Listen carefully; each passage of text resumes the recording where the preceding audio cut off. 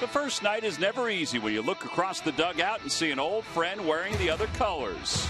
It's even tougher when he delivers the biggest blow of the night, taking victory from his longtime colleagues. Tonight, the tables are flipped, and a former Dodger makes his return to Chavez Ravine, but this time wearing Phillies red.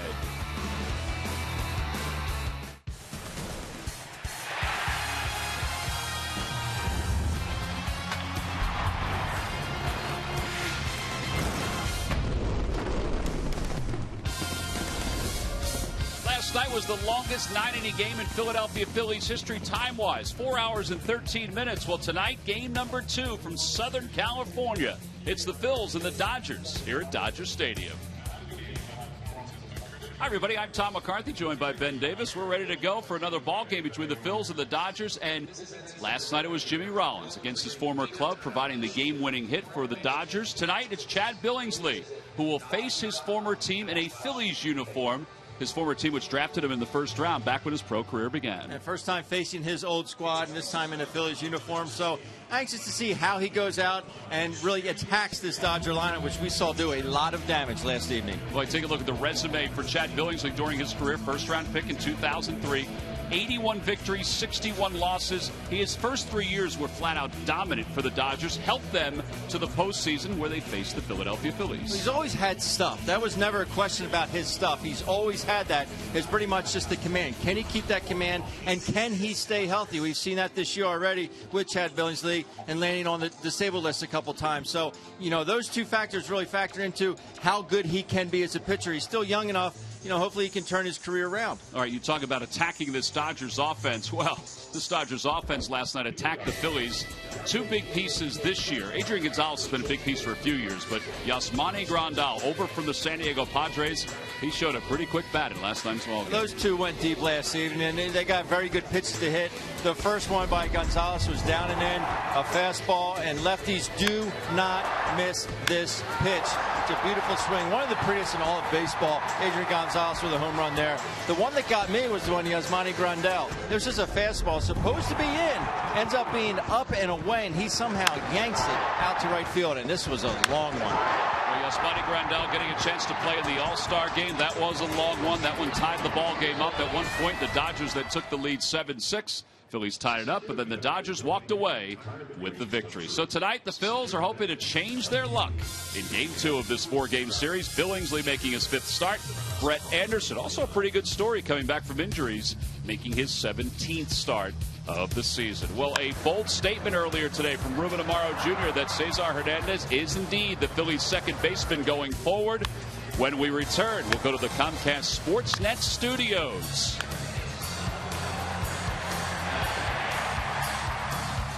Phillies baseball is brought to you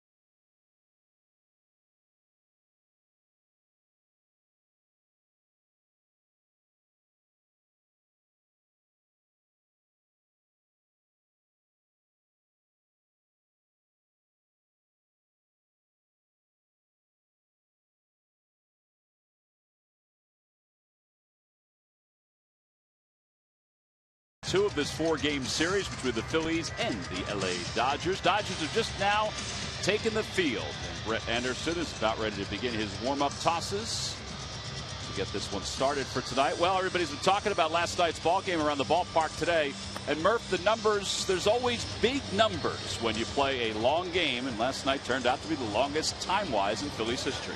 Yeah, well, it certainly was. You know, as it was happening and we creeped closer and closer to that record time, you know, you kind of put it in perspective. The Phillies have been around for an awful long time, since the 1880s. So, you know, to have the longest 9-inning game played last night, it is hard to imagine. Take a look at some of the numbers. You see the total pitches thrown, 367, almost an even number from each team. 26 hits, 12 extra base hits, 9 walks, 10 different pitchers in the game as well. So time of game, 4 hours and 13 minutes.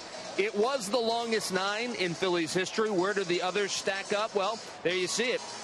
Not too long ago, last year, 408. It was the Phils and the Colorado Rockies. That was the record, 10-9 win for the Phils. And then you have to go back to 2003 for the next one, 4 hours and 4 minutes against Boston.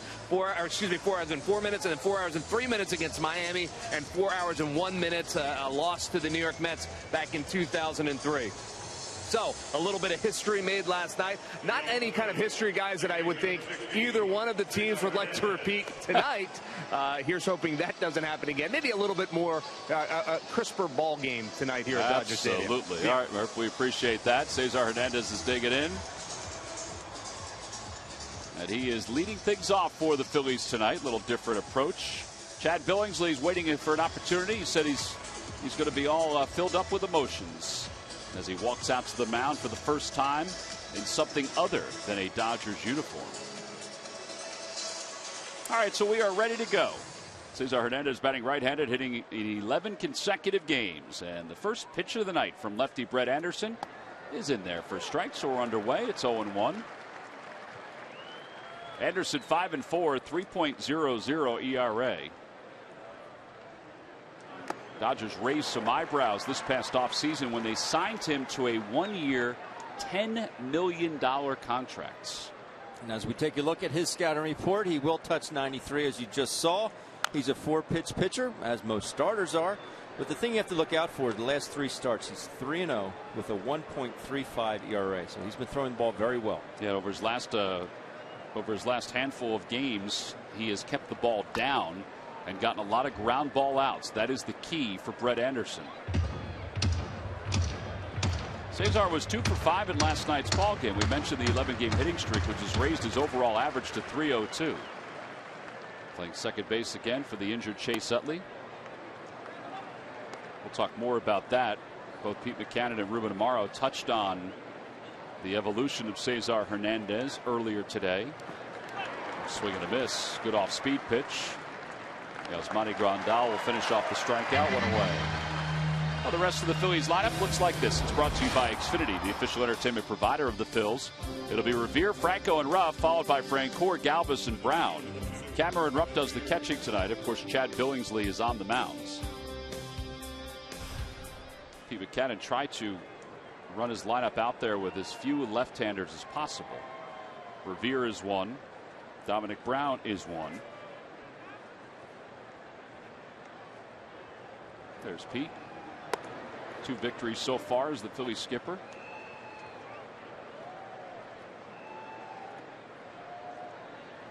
Ben has hit in 6 consecutive games. His average at .291.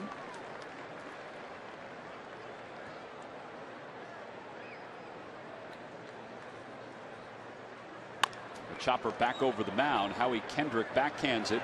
Throws off balance, not in time. And Ben Revere beats it out for an infield hit. Even with that sore hamstring. It was close, but it did look like he beat it. Well, as a hitter, if you have speed, you can smell a hit, you're going to be busting it down the line. Especially, you can run like that, I tell you what. Howie Kendrick, for whatever reason, he never came out before the game to field any ground balls. And they actually had to hold up a few minutes to make sure he could get out on the fields. Maybe he had a uniform adjustment or whatever, but he still made a good play on that, but then just too speedy and beat it out. Well, the Dodgers are not going to challenge it at all. Don Mattingly stayed in the dugout. So the replay, it looked like he beat it pretty cleanly. So that's now a 7-game hitting streak. He has 19 stolen bases, so we'll see if he decides to run it all on Brett Anderson, as Maikel Franco rips the first pitch foul. It's 0-1.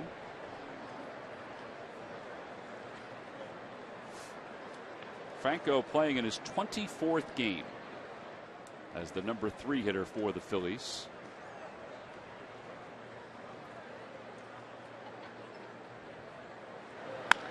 Out toward right field, playable for Puig, who just walks in a couple steps.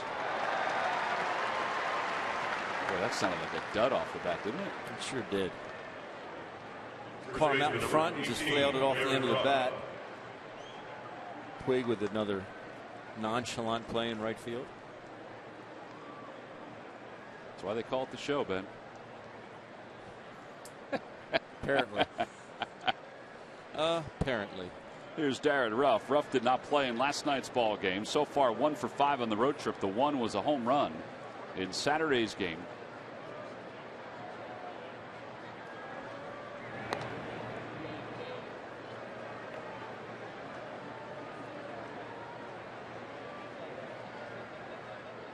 Darren overall 227, 4 home runs, 14 runs batted in. Outside 1-0. Offensively, the Phillies have not had a bad road trip. In fact, they've got 3 straight games with double digits in hits. They're averaging over 4 runs per game during this road trip, but they've only won the 1 game. And that's why ultimately, no matter how good your offense is, it always is going to come down to pitching. Pete Buchanan said today, he said, listen, we're scoring runs. He said, we should be winning these games. He said, unfortunately, last night he looked up and it was a 6-3 ball game, and it wasn't Cole Hamels that was on the mound. So when Cole's out there, we just don't score runs. Despite the struggles that their offense has had this year, how refreshing has it been to see them put some runs on the board? I'm with you on that. We all like offense. It's just more exciting. Revere goes, pitches high, throw to second, not in time. And stolen base number 20 for Ben Revere. You always have to hesitate a moment because Ben this year has had an inclination to slide past the bag. And these guys have their strides down, the base stealers that go on a regular basis. And if they don't want to mix that up, they have their strides down and they don't want anything to interfere with that. So that's why he starts to slide so late sometimes. And the way they put the dirt's different these days too. It's a lot of that kitty litter stuff that they throw out there. They water it down, and you just keep sliding. You just keep going. Chopper off the foot of Darren Ruff, and it's 3 balls, 2 strikes. The Lucky McDonald's Phillies home run jackpot contestant is Tom Girolamo of Deptford, New Jersey. I butchered that name. Phillies hit a home run at today's ball game, and Tom will win $100. Good luck, Tom. I wanted to say DiGirolamo. I'm not sure if that would even be the right way. Good Irish guy, huh? Yeah. There's ball 4, and Darren Ruff draws a walk. Phillies have 2 runners on with 2 outs. And it'll bring Jeff Francoeur to the plate. Fielder number 3, Jeff Francoeur. Little slippage here. Whoop. I guess his landing foot just kind of gave way. His nails didn't stick out there, Tom. Well, he's had so many injuries during his career. I think there probably was a few breaths that were held in the Dodgers dugout.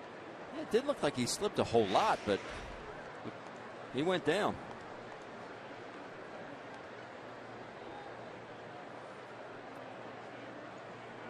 Jeff Francoeur, 254, 5 home runs, 23 RBIs. Swing and a miss. Jeff was saying today that he felt like he was just off a half a tick last night in his at-bats. He struck out once, and then he hit one mile high out to left field. That one's pulled toward third, gobbled up by Turner. What a nice play. Across the diamond, takes Gonzalez off the bag, and the bases will be loaded. Well, he saved a run, and he's probably going to wind up being charged with an error. Shortstop number 13. Why is he playing Freddie there? Galvis. I thought that ball had enough to get down the line. He hit it pretty hard. Just airmails it. And if you miss Adrian Gonzalez over at first base, it's going to be an errant throw. He's very crafty around the bag. Plus, he's a big dude. Yeah, 6'4". Not as smooth as that man around the bag. No, Don Mattingly wasn't 6'4", but he was a heck of a first baseman. So at E5, bases are loaded. Freddie Galvis the batter. Well, let's see if the Phillies can turn the tables and get a first inning run here. Fastball in there. It's 0-1. Well, you have a 2-out walk and an error.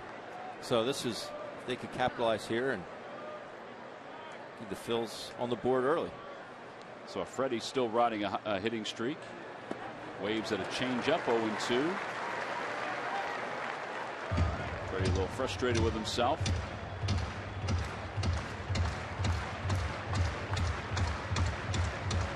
No balls, 2 strikes here in the top of the first, just underway from Dodger Stadium. The 300th regular season meeting between these two teams at Dodger Stadium. And a line drive off the glove of Anderson. Diving stop or attempt by Jimmy Rollins. Backhanded by Kendrick. A run scores and the Phillies take a 1-0 lead. And that'll be a base hit for Freddie Galvis. RBI number 23. And the Phillies do indeed strike first. Oh, wait, Freddie.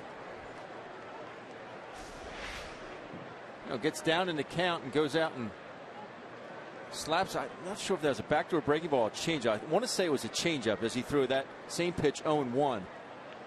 But very good play by Anderson there and Jimmy just to get a piece of that ball to keep it in the infield. Here's Dominic Brown. It's a strike. It's 0-1.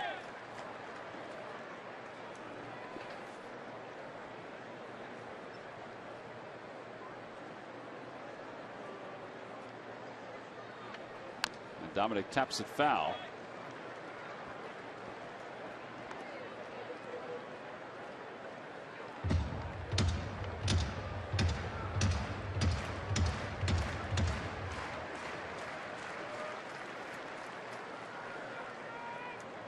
Dominic did bat in last night's ball game. He was 0 for 1. He's 1 for 9 on this road trip. And he fights it off to stay alive. 7th man to bat in this inning for the Phillies. And what's nice is already the pitch count up to 25 pitches. Yeah, the Dodgers did make a move to bring up an extra reliever today. Ian Thomas, the lefty, is in the bullpen tonight. 0-2 pitch. Another foul ball. All right, Ben, time now for our Nissan keys to the game. Well, they're off to a start here, a good start here. Keep swinging. These boys have been swinging the bat well. 368 on base percentage in this road trip so far. 299 batting average. So keep swinging and also attack the strike zone. I'd like to see Chad Billingsley attack the strike zone this evening and work ahead and get quick outs. There's Chad sitting and waiting. That foul ball went back to the screen, and there was a gentleman who was trying to pick it from under the screen. Cameron Rupp walked over and said, "Really?" There was no way for that ball to get pushed under the screen, so Cameron just picked it up and handed it to the guy. 28 pitches for Brett Anderson.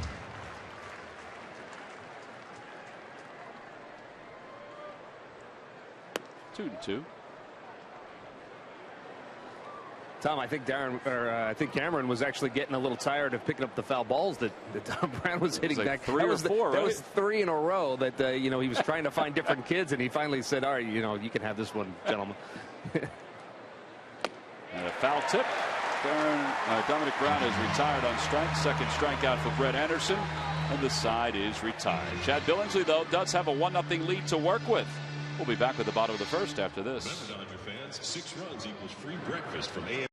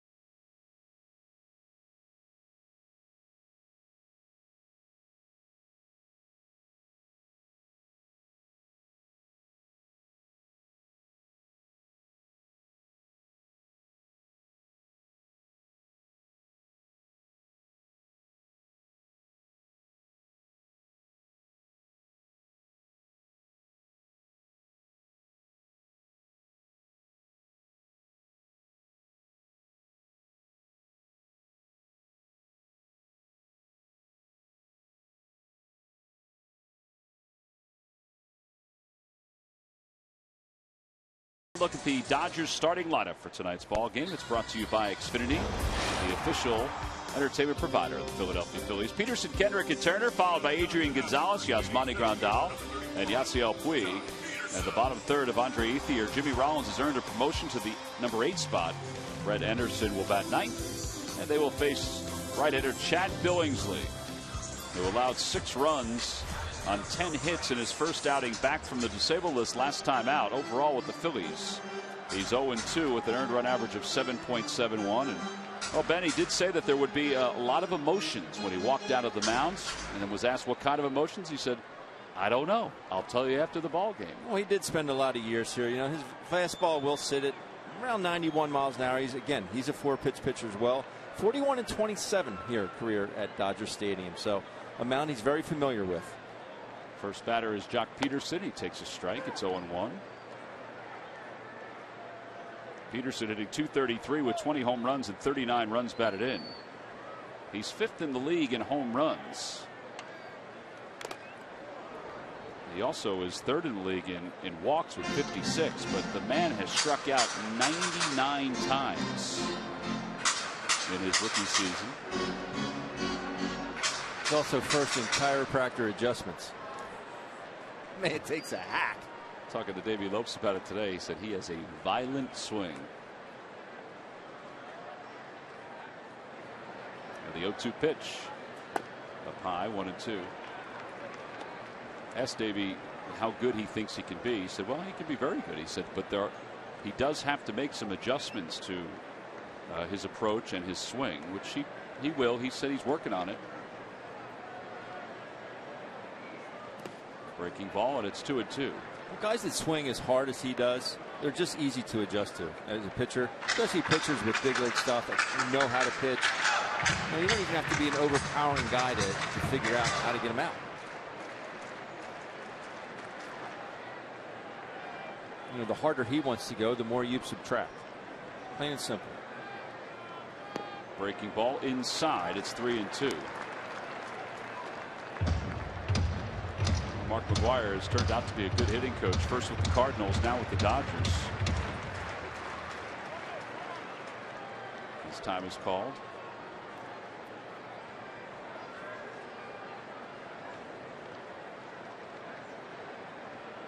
After getting ahead 0-2, here's the 3-2. And a fastball and a call. Strike 3. A little paint toward the outside corner. First strikeout for Billingsley. Second baseman, number 47, Howie Kendrick. And this is a pitch. If Chad Billingsley is going to get this pitch, the Dodgers are going to have a long night. I mean, it's a good pitch on the black. Now, the only really question was it high enough? Borderline, I think, on the height chart. Well, that is 100 strikeouts for Jock Peterson. Take a look at the knees. It's high enough. Yeah, it's above his knee. Sometimes you just got. Get it, got it, good. Howie Kendrick had 4 hits last night. Home plate umpire is Ben May, the rookie. Paul Schreiber's over at first. Jim Reynolds at second. And Manny Gonzalez, who had a tough night last night behind the plate, is over at third. Outside of low, 1-2. See, this is where, you know, he had Peterson down the count 1-2. I'd like to see here another 1-2 count. Finish it in 2 more pitches at the most. At the most. So you miss on this one, make it happen 2-2. Well, he just hit him. Kendrick will be aboard with 1 man down. A fastball that just got away.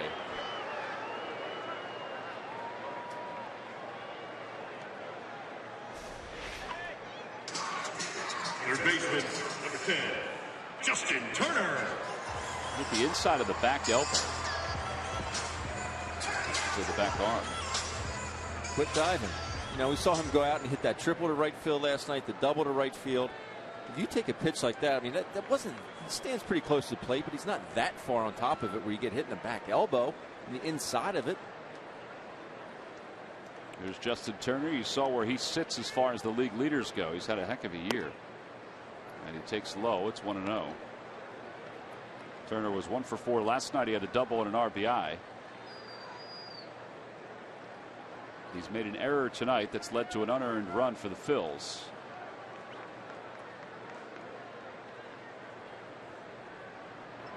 He just asked Lorenzo Bundy, one of your former managers, is that what you said? AAA with the Dodgers. To run through the signs again for Howie Kendrick. Outside, 2-0. Of the Toyota Major League scoreboard, the Reds have taken a 5-0 lead over the Nats. Joey Votto, 3 RBIs. Should say that game has gone final. 5-0 Cincinnati.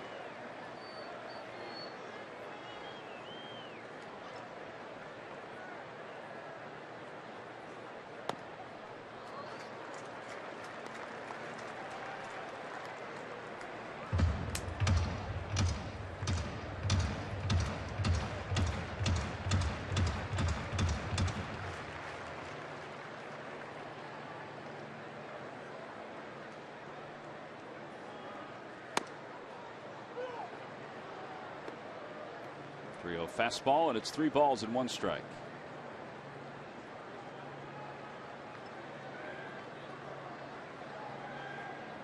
Adrian Gonzalez waits on deck.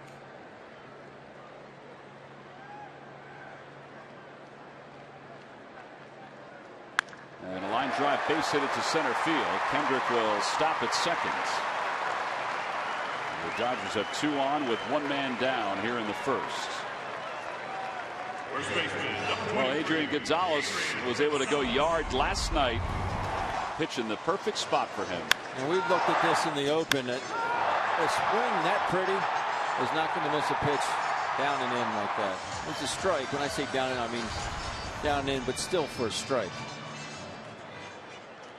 This is a guy that he came up with Texas and playing in Seattle. We didn't even put signs down. We just threw fastball after fastball after fastball. And his bat was just dragging through the zone. But that's a little different now. You know, he just really picked up some bat speed, or maybe, you know, changed a little bit in his approach. But well, he drills that one deep to right field. Dominic Brown got turned around, but makes the catch. Turner is all the way towards second. The throw by Brown is in time. What a throw by Dominic Brown from the warning track. And the side is retired. They haven't asked the Phillies to hold defensively. Now they will, as Don Mattingly is going to ask them to review it underneath.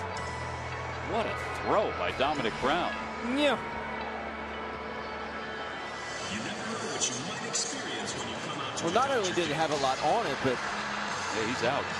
Bank of America would like so you to share accurate. your favorite Dodger Stadium memories using So hashtag accurate. MLB Memory Into the Bank. glove of Ruff before the foot arrives at the bag. That double play helps the Phils get through this first inning. No runs, 1 hit, and 1 man left. We'll go to the second.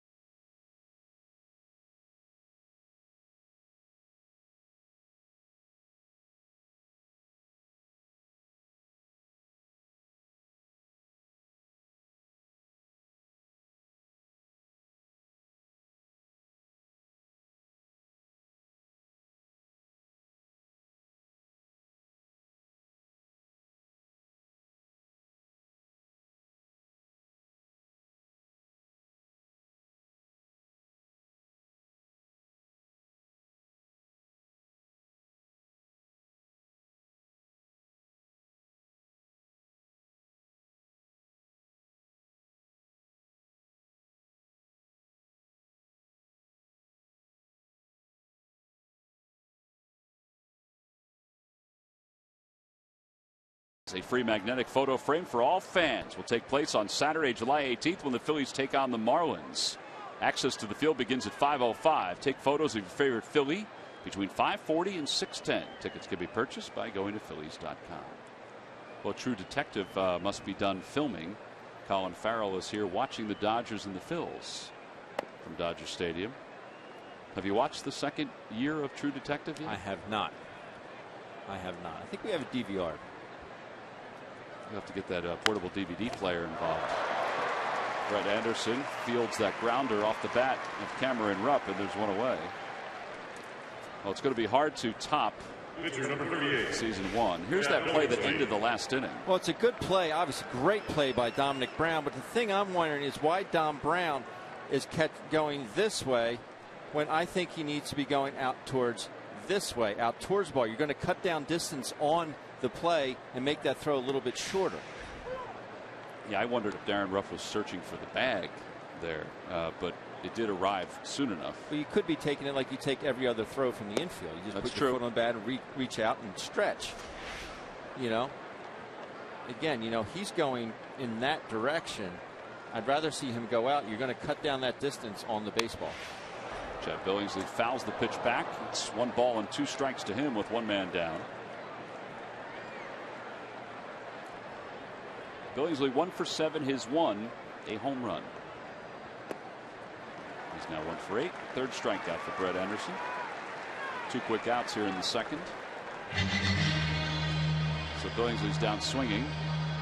And Cesar Hernandez, not totally used to the leadoff spot, is already at home plate while Billingsley is just now arriving in the dugout. I didn't throw that many pitches.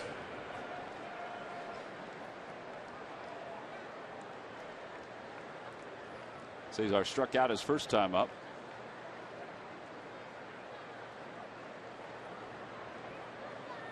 Shows bunt, takes high, 1 ball, no strikes.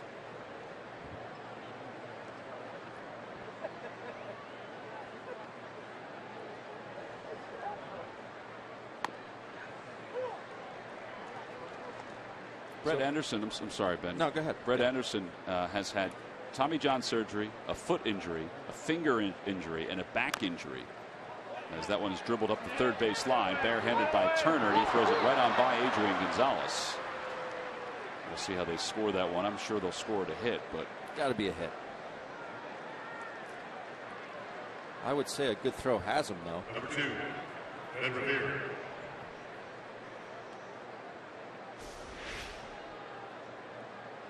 Turner does a good job. He just doesn't finish that throw. that was nowhere near Adrian Gonzalez. Go Gadget arm wouldn't even have that one. I like Cesar, though. Very subtle look towards the scoreboard. Yeah. Hit or air, hit or air, hit or air. It's still not up yet. We're all guilty of it. And Revere takes a strike. They have scored a base hit, so Cesar's hitting streak is now 12 games. Ben reached on an infield hit his first time up.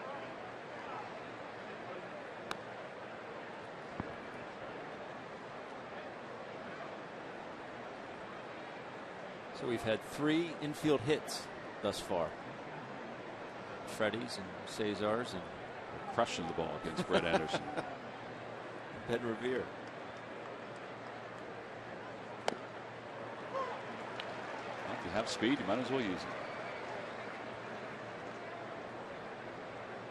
it. A statement you and I and have never heard. Murph's probably heard it, but we've never heard it before. Back.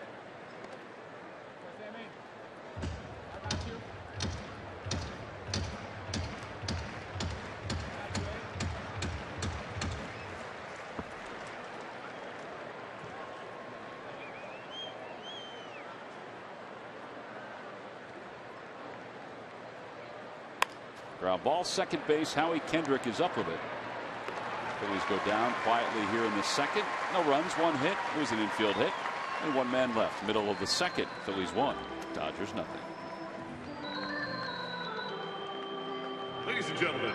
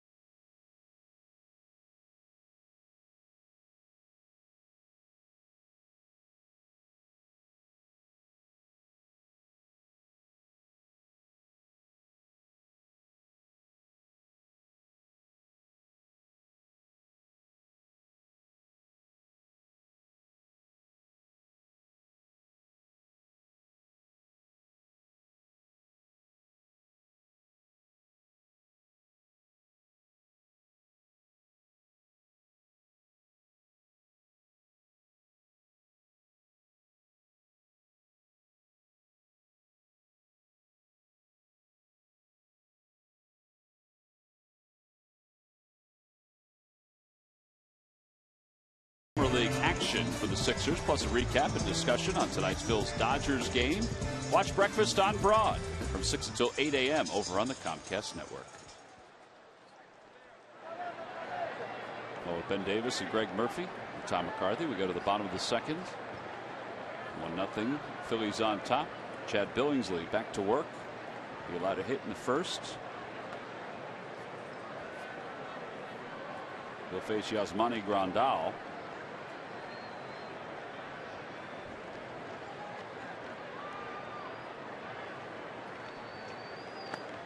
Grandal takes a strike. It's 0-1. Never liked leading off. At all? No. Obviously, I wouldn't do it to start a ball game, but you come in, you throw your guards off, grab your stick and your helmet, and you run up there. All right. See, now I would have thought that the movement, the adrenaline of all that would get you going for an at bat. No? No. I want to sit down, drink some water. Or as they say in the great Garden State, water. That's exactly right. 2 balls and 1 strike. I just didn't like it.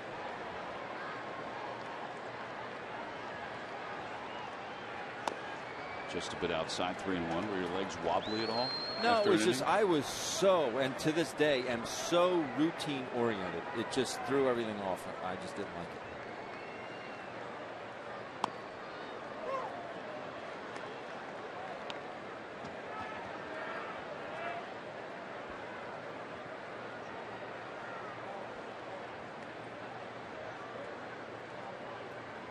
Outside, ball 4. So leadoff walk. And that'll bring Yasiel Puig to the plate. I don't know what it is. This guy just scares me when he comes to the plate. Even though his numbers, are less than what they have been in past years. 283, 3 homers, 10 RBIs. He's been banged up. He's been on the DL. Maybe it's because of the numbers at the bottom. He's hitting .371 against the Phillies with 5 RBIs in a short period of time. The reason he scares everybody because you know it's in him. A breaking ball.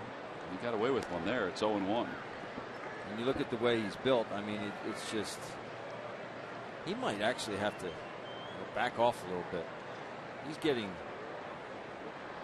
stronger and stronger looking. I tell you.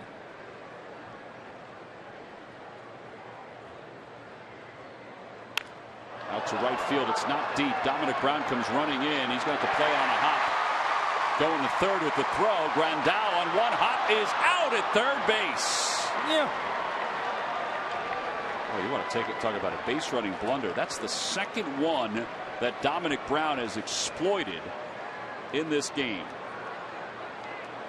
Number 16, Andre. I tell you what.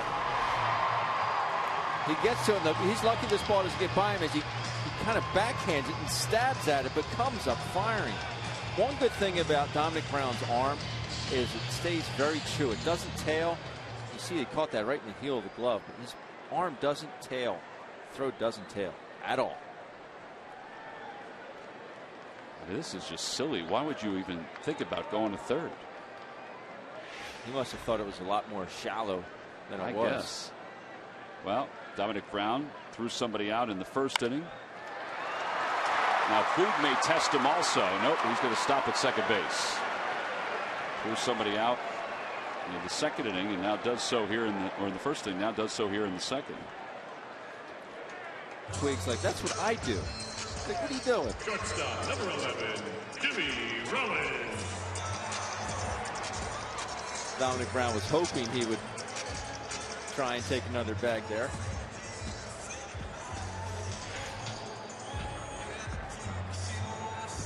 He said, I'm good. I'm not going anywhere.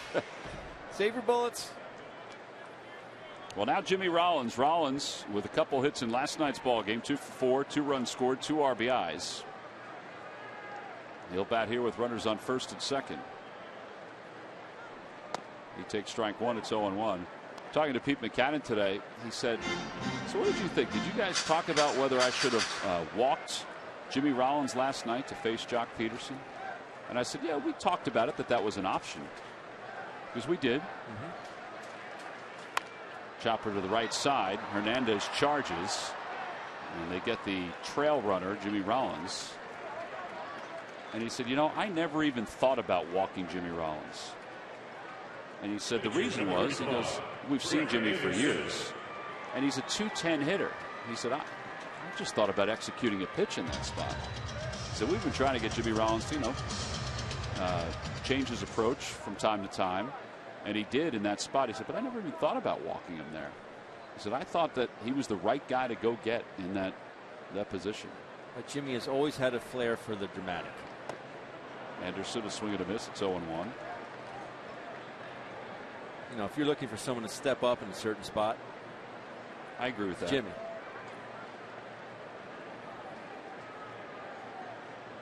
Anderson hitting .083 lifetime. His average is under 100.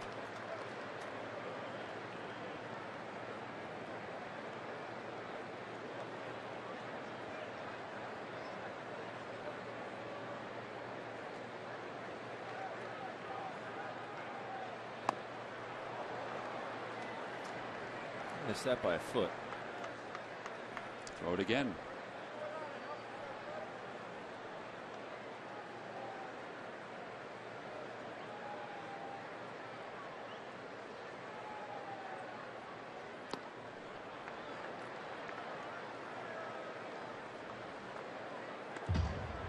That just wasn't a fluid release there by Chad. You know, he got to the release point. He's almost going, I got to get it. I got to get it there.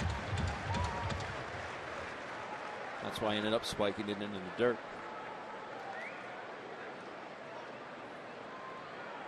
2-2 pitch. Hit foul. And it remains 2-2. Billingsley had an option in his contract that could have been picked up by the Dodgers. But because of his injuries, the Tommy John surgery, the flexor pronator surgery, they decided not to pick it up. So that's how he became a free agent, and the Phillies signed him to a one-year deal. Check swing. Did he go? Yes, says Manny Gonzalez, and Anderson is tagged out. And that is the second strikeout for Chad Billingsley. Dominic Brown has 2 outfield assists in this ball game, and both have been very helpful. This was number 2, getting Yasmani Grandal trying to go from first to third on a bloop single.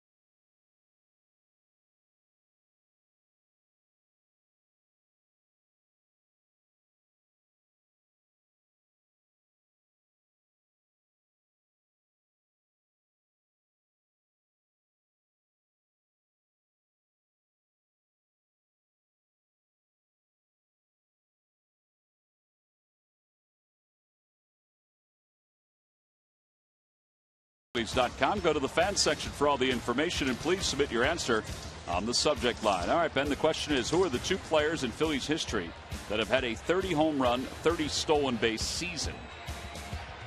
The answer will be revealed later on in the ball game. 2 players in Phillies history. Yep, 2 players. We move to the top of the third while you chew on that. I think you'll get it, though. I think you'll think about it for a little bit, and I think it'll come into your head.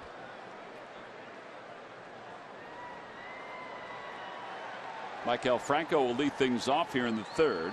It'll be Franco, Ruff, and Francoeur. 30-30 in the same season. Same season. Yep.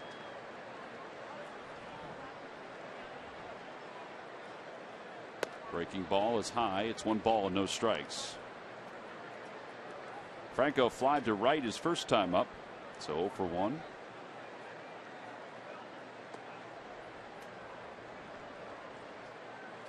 Brett Anderson was originally drafted in the 2nd round by the Arizona Diamondbacks and then was traded to the A's along with Carlos Gonzalez and Chris Carter, now with the Astros, for Dan Herron.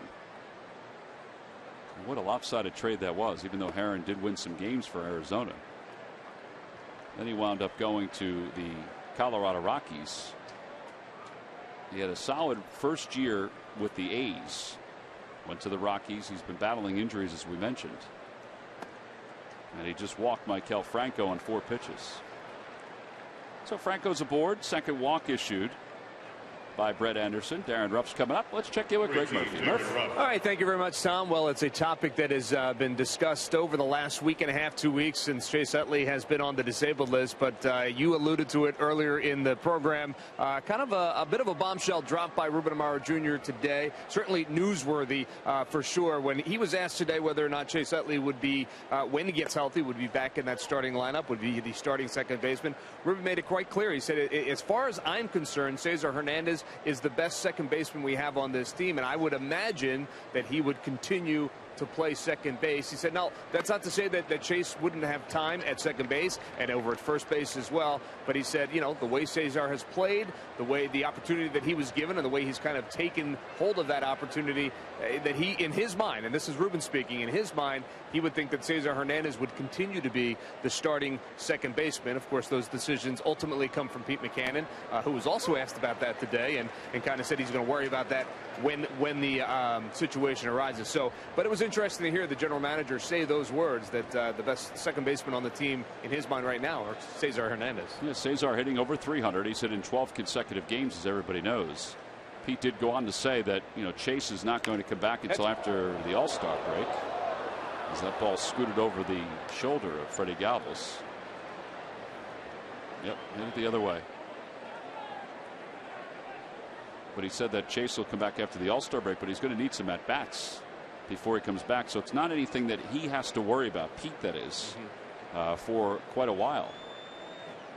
You know, Tom, Jim Salisbury of CSNPhilly.com, I know, spoke with Chase right before the game started, about 25 minutes before the game started, and asked him about what Ruben had to say. And according to Jim, Chase said, well, you know, Cesar's playing very good baseball right now, and he understands those comments. And, you know, he has talked about having to prove that he can get back out there and do the job. So, you know, a very politically correct statement from Chase Utley, who is acknowledging that Cesar has played very well in his absence. Well, Chase understands the game, as we all know, and probably understands it better than even we understand it.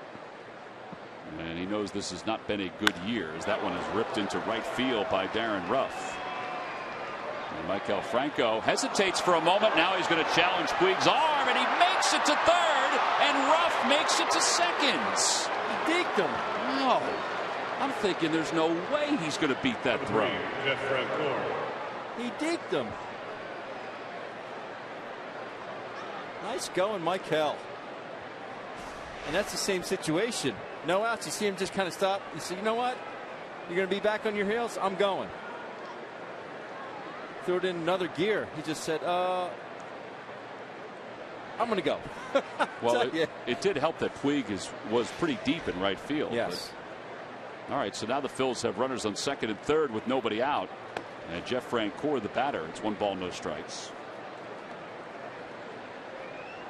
And just to put a topper on what Murph was saying, you know, I think the numbers dictate a lot. I mean, Cesar's had a great run, and the Phillies are not winning a whole lot of games. So you got to put the best guy out there at this point, the way the organization is.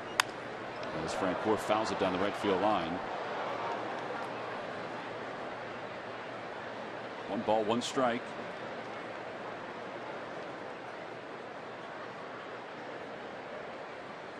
That's good base running there by Darren Ruff as well to follow that throw, get himself into second base.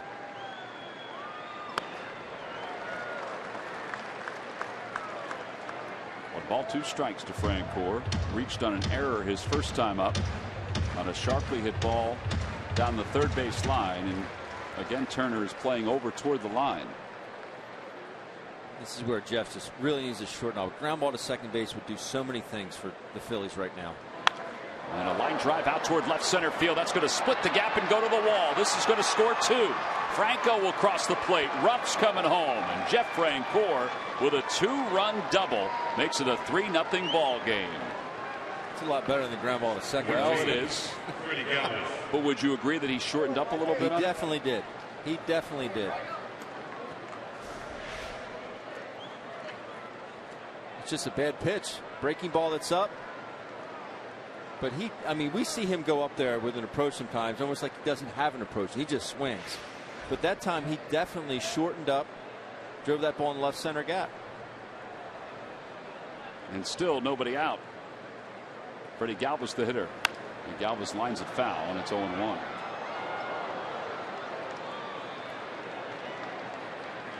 Oh, this is what Pete Mackanin was talking about. I mean, obviously he's not going to sugarcoat everything or anything. I mean, the team's only won 28 games, 10 on the road.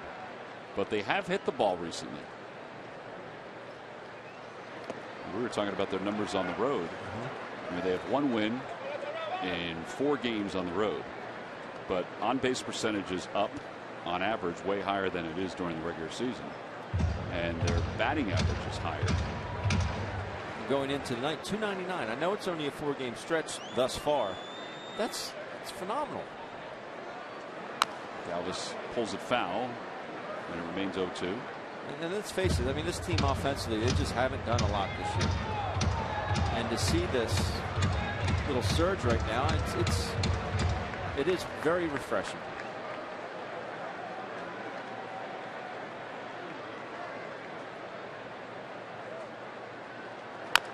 Little dribbler in front of the plate. Brett Anderson has it. Ruff's going to go to third. Gonzalez's throw not in time. He hesitated for a moment.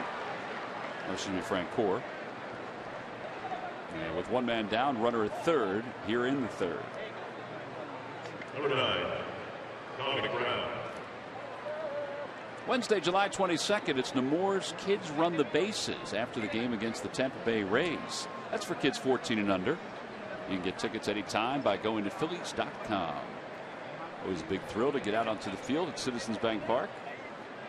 An apt time for that ad. Run the bases. Francoeur did a great job of running the pillows right there. Were you surprised he didn't go when the ball was dribbled in front of the plate? Initially, but then I'm realizing there's nobody out. Swing and a miss. It's 0-2 to Brown. Let's face it, you're at second base, you're still in scoring position. You don't want to make that first one at third.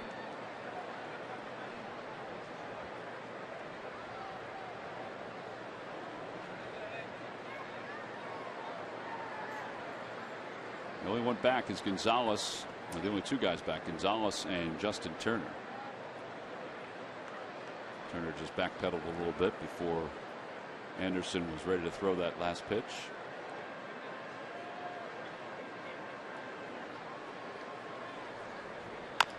That one is softly hit up the first base line. Francoeur's coming home. The throw to first is in time. Another run crosses the plate. It's 4-0 Phils, an RBI and a ground out for Dominic Brown. Just his 6th of the year. Phillies have scored 3 runs here in this inning. I know it doesn't look like a whole heck of a lot what Francoeur did there, but I'll tell you, that's just tremendous base running on his part. Good job by Dom Brown just to get this ball in play. And they've been really pounding him with fastballs in his first 2 at bats. Just to get one that's in there, keep it fair. Jeff Francoeur off to the races. It counts for the 3rd run of the inning. Cameron Rupp stands in. Phillies have gotten 4 runs against a guy that's allowed in his last 4 starts. 2 runs, 1 run, 1 run, and 1 run. So he hasn't allowed a whole lot. That one is lined out toward right field. Puig will make the grab. Side is retired. 3 runs scored for the Phils on 2 base hits and some excellent base running in this inning. Middle of the 3rd, it's the Phillies 4 and the Dodgers nothing. And then there's the All-Star game. It's the All-Star game of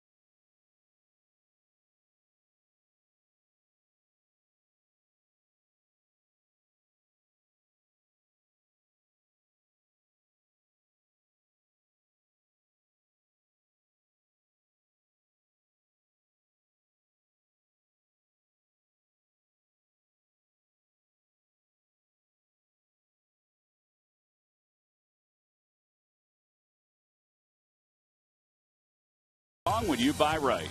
Buy your Delaware Valley Honda dealers. Hurry to your local Del Val Honda dealer or visit DelValHondaDealers.com. And buy the Pennsylvania Lottery. Benefits older Pennsylvanians every day. Oh, beautiful sunset. Say goodbye to the sun, Ben. Good night, son. Bottom of the third, 4-0 Phillies. There are nights where that parking lot is packed, and there's a pretty good crowd here tonight, too. No bobblehead being given out tonight.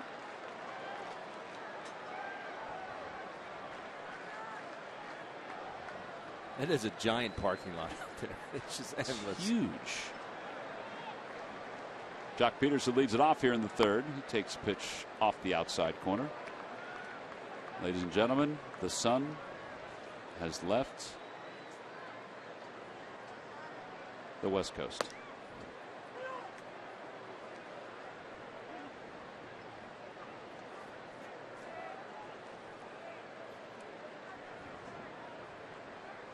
He shows bunt.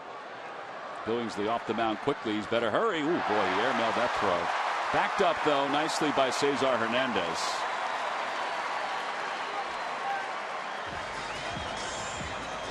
Well, that's what speed will do for you. All he has to do is get this ball out there a little bit farther. You can see with the shift on, all he has to do is get it down the line a little bit more. That's an easy play. But still a play Chad Billingsley should have made. Should be an error. It is an E1 charge to Billingsley.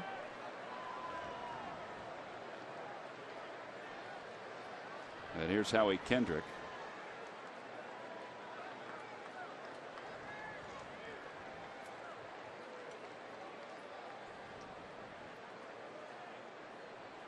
Outside, 1 ball, no strikes.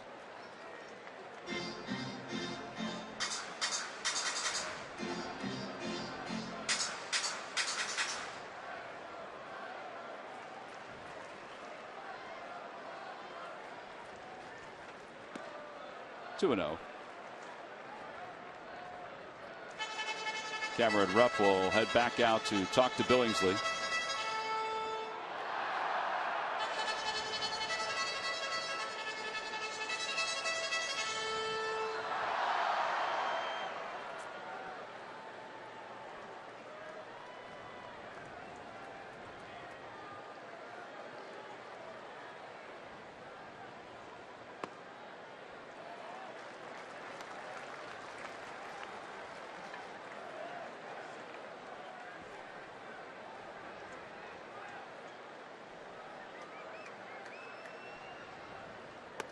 There's a strike, and it's 3-1.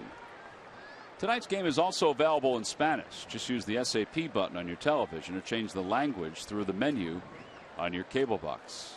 See.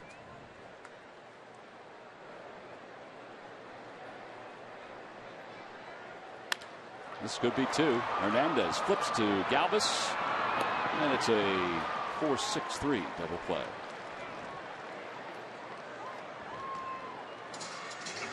Pretty tailor-made there. Kendrick can still run a little bit, but no one's going to outrun that one. That was hit right at Cesar. Really would like to see Billingsley start working ahead a little bit more here. I mean, these balls are hit hard. He did it with Turner his first time up. Get in these counts. It's too good a lineup to fall behind. So he's kind of playing with fire here. And he starts Turner off with a pitch down and away. It's 1 ball, no strikes. Did you watch Turner's BP today? I watched it yesterday. I didn't see it today. His first round looks like he has a 50-ounce bat. Fly ball flicking to right. balls to right field. It's something. Well, he's retired by Dominic Brown. No runs, no hits, and nobody left. We've completed 3. Phillies lead it 4-0.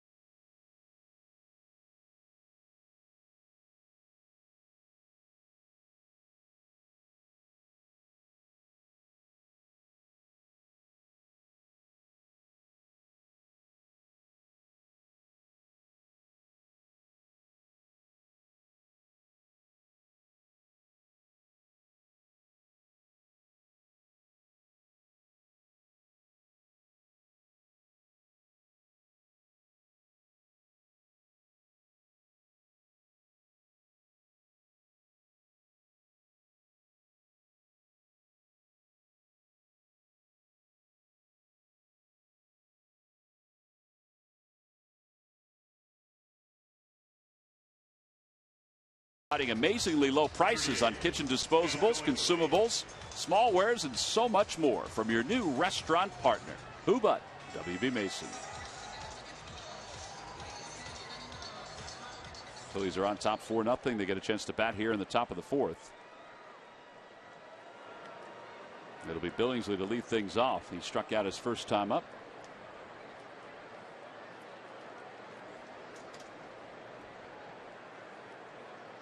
Grounds one back to the box. Flagged down by Brett Anderson. 1-3 on the putout. And one away for Cesar Hernandez. Mentioned that Anderson is getting $10 million this year. 1 year, $10 million. For a guy that is 32 and 36 for his career as a pitcher. Now, there are incentives that can increase that total if he reaches 150 innings and beyond. The Dodgers felt like that was an easy incentive to put in because it's been a while since he reached 150 innings during his pitching career. But in some ways, they're paying him the money based on his first couple of seasons in the big leagues. That's a lot of money for a guy that's 4 games under 500, isn't it? A lot of glue. It's just a day and age, and it's the market. And we know about the payroll, and they can afford it.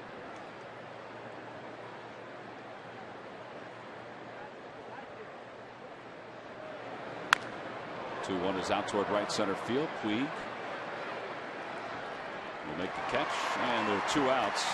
But what about the success, Murph, that Brett Anderson has had so far this season? Well, you know, Tom, you touched on it a little bit. It's been recent success in his first 12 starts. You know, he had mixed success, but over the last 4 starts, he's lowered his ERA from 3.95 to 191 in those 4 starts. And it's partly because of the use of his fastball. You take a look at the average opponent's average against his fastball. Those first 12 starts, 295. Last 4 starts, 229. He's also throwing the fastball a lot more. It was about 47% in those first 12 starts, but he's throwing it now about 59, 60% of the time. I was talking to Larry Anderson. I said, take a look at these numbers, and what does this tell you? He said, it tells me one thing. Simply, he's got command of that fastball now in the zone. He's able to hit his spots, the inside, the outside of the plate, whenever he wants. At least he's been able to do that in his last 4 starts, but I'm not sure we're seeing that kind of crispness here today, guys. Well, he showed a little bit more crispness in this 4th inning and throws just 7 pitches to get through it.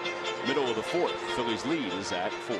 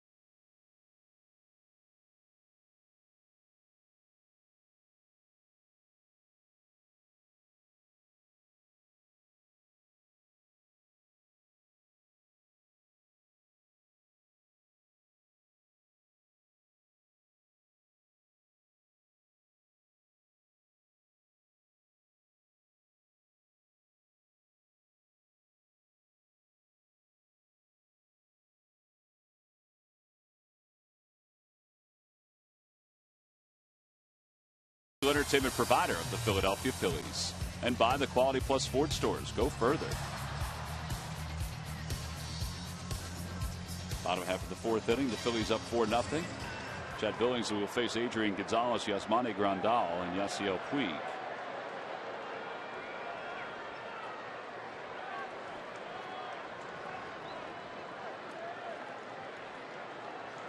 Gonzalez flied out to right field. It turned out to be a double play. His only time up, so he's 0 for 1. Ball, no strikes. On the Toyota Major League scoreboard, a final score: the Braves have defeated the Brewers 4-3. A.J. Pierzynski hoping to get the job done for Atlanta. Braves are now 42-42 on the season.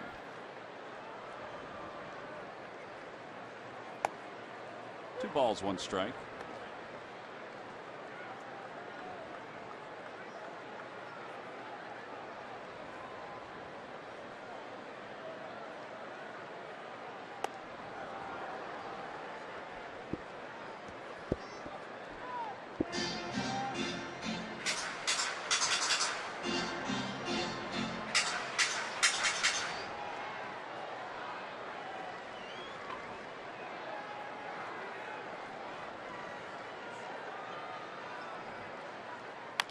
Little tapper back to the mound. Billingsley's up with it. Good pitch. Good pitch. Rupp wanted something else. Wanted an all-speed pitch down and in. Chad shook to a fastball down and away and really executed that pitch just perfectly. I mean, Adrian Gonzalez can go with the pitch, but look where this pitch is located. Down on the knees, outside corner, and there's just not a whole lot you can do with that pitch right there. Well executed. And another good job. Down 2-0 to come back and get the out.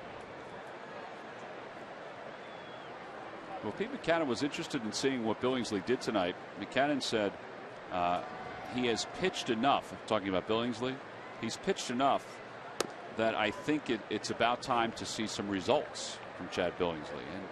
And he was happy with Billingsley's velocity last time out, but obviously the results weren't there.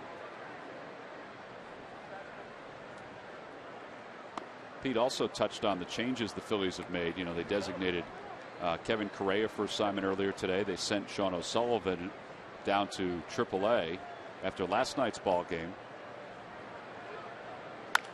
That one's off the foot of Billingsley, and it shoots into left field. And Grandal is aboard with a one-out single. Number 66, Here's the other transactions. Hector Neris is here in Los Angeles. Severino Gonzalez is here in Los Angeles. He'll start on Thursday for the Phillies. Pete said every inning we get through, I have a sigh of relief. He said that's the way it's gone recently. He said, you sit there and you anguish over each inning, the way the pitching has been, the way the starters have been. He said, really, it's a sigh of relief every time we get through an inning. And that's why I said attack the strike zone tonight. That was one of the keys to the game for Chad Billingsley. Attack the strike zone. Put the hitters on the defensive. No one likes to hit when they're behind or when they're behind in the count. Right. It's not fun when it's 0-2, 1-2, even 2-2. Because you're on the defensive. You don't feel free and easy up there. So you have to swing at anything close. Fly ball foul, and it's 1 ball, 1 strike.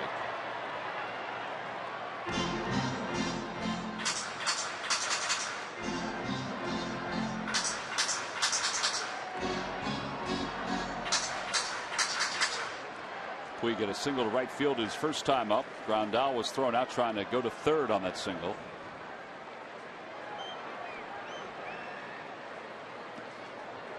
Ephus. Was kind of an Ephus pitch, 62 miles an hour. Puig looking at him like, what are you doing? What are you doing to me?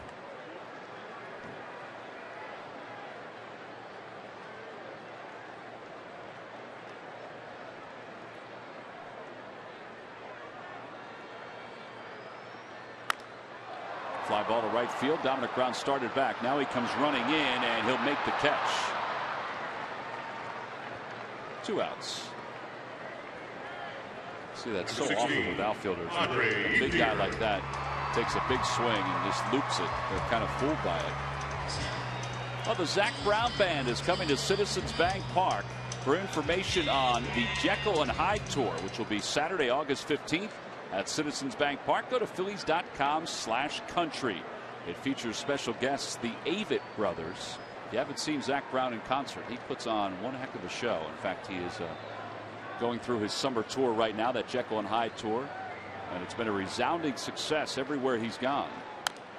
As Ethier fouls it away, it's 0-1.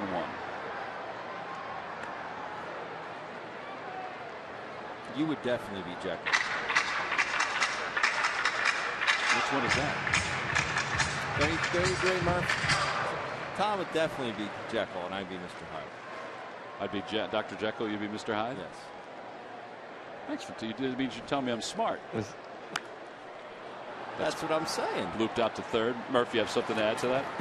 Absolutely nothing. Murph's just happy that Michael Franco caught that ball. We've played 4. We go to the 5th inning. Franco will lead it off for the Phils when we come back.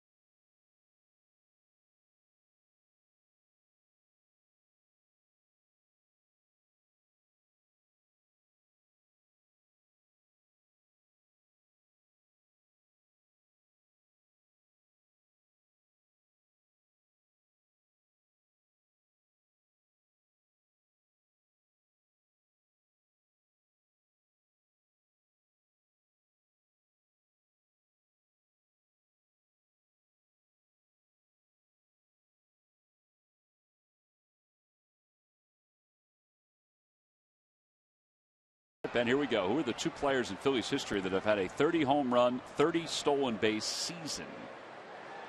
In the same year, of course. The one came to mind right away. Jimmy Rollins. Jimmy Rollins. Jimmy Rollins is correct. The other one I got to thinking, who the heck could that have been? By the way, Jimmy Rollins did that in his MVP year in 07. Yes. The other guy did it twice. And I was thinking it has to be an outfielder. Same decade. So I went with number 53, Bobby Abreu. Bobby Abreu is correct. Log back on to Phillies.com to find out if you're the winner of a Phillies prize pack. Bobby did it in 01 and 04. As Franco leads it off here in the 5th. Serves that one into right field. And Michael is aboard with a leadoff single.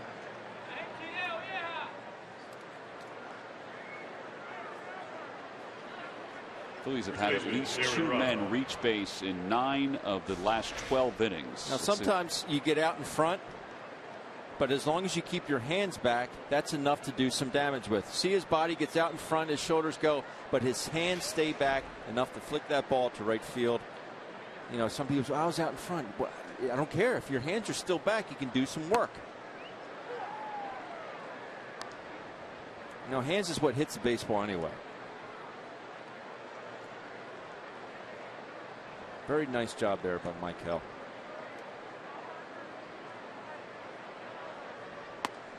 Inside corner, 0-2.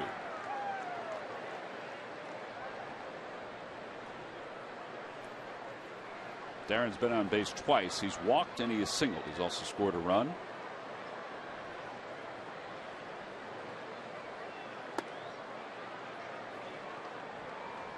Hard to believe Darren only has 120 at bats this year. Hard to believe. No.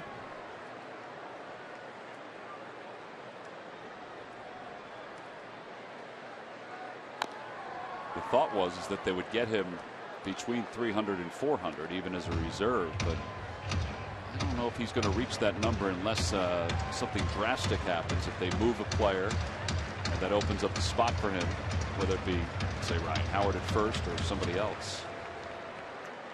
because they have other outfielders that are starting to, make some noise for a possible promotion. Heck, Brian Bogusevic, the veteran who we thought looked really good in spring training, still hitting over 300 for Lehigh Valley. Aaron Altair is up in AAA, and he's working hard, being aggressive.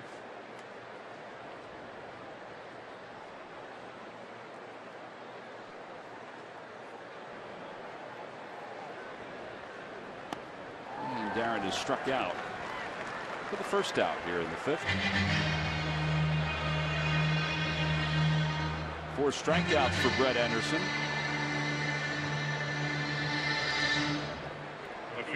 Jeff Francoeur has a big hit in this ball game. A 2-run double his last time up. It was a double with 2 strikes. The breaking ball just kind of sits there.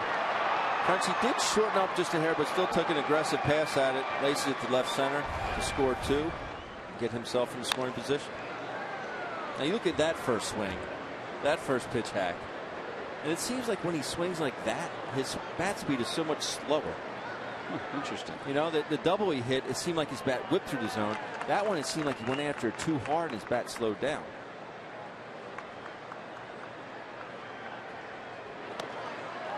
Out front of that one, it's 0-2. He was very thankful to be in the lineup again tonight. He realizes that you've got Kershaw coming up in this series, Bumgarner in the Giants series, so he may get some more ABs later on this week. And he's down on strikes, a foul tip, 5 strikeouts for Brett Anderson. 2 away.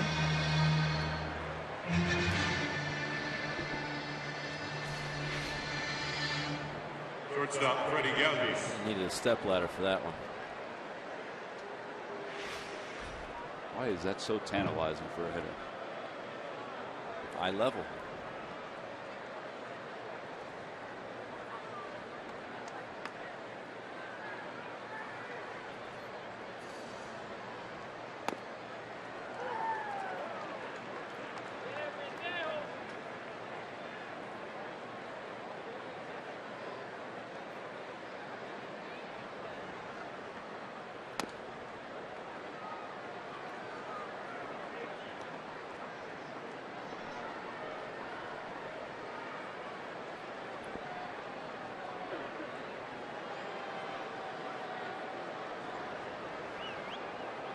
Chopper over to third. Turner will cut it off, flip to second to retire Franco. And the Phillies go down rather quietly here in the 5th inning. No runs, 1 hit. They leave 1. Chad Billingsley back to work with a 4-run lead.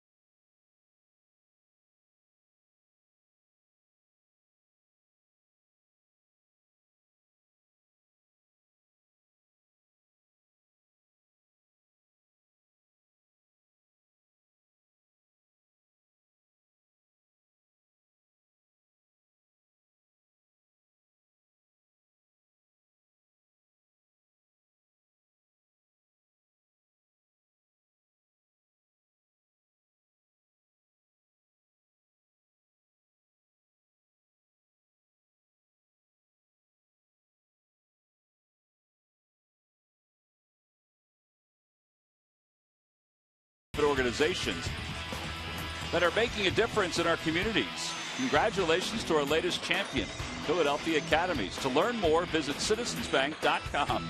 citizens.bank/community. At Citizens Bank, we want to help you bank better. So the next time you have a question about money, don't keep it to yourself. Ask a citizen. Jimmy Rollins will lead things off. It'll be Rollins, Anderson, and the top of the order.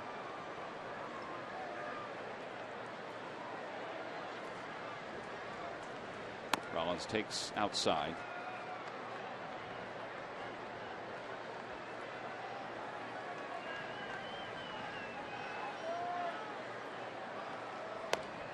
Swing and a miss. 1 ball, 1 strike to Rollins. Rollins hitting .211 on the year, 7 home runs. He has 62 hits.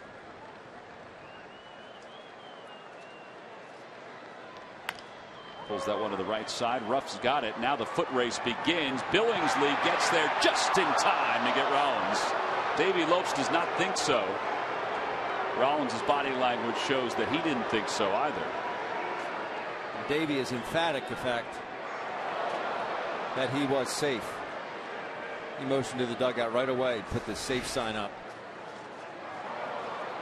Well, this was going to be close because Chad was a little slow getting off the mound. Boy, that looks awfully close. I can't tell. What do you think? I'm going to say there's not enough to overturn it. That's how I would agree with you on that. In my opinion, though, it looked like a tie. And we know the tie goes to the runner. Well, there's not a rule for that, though. The tie goes to the runner. That's the only thing. Like, they can't look at that and say, do you know what I mean? Tim Wallach is the bench coach. He's on the horn. Watch the slow-mo. I think that they have to keep it. I don't know. I don't think they're going to challenge that. I don't think this will be overturned. I could be way wrong, but I don't think this could be overturned. Is there enough? I don't think there is. Paul Shriver's to your left. Jim Reynolds is the crew chief. He's to your right.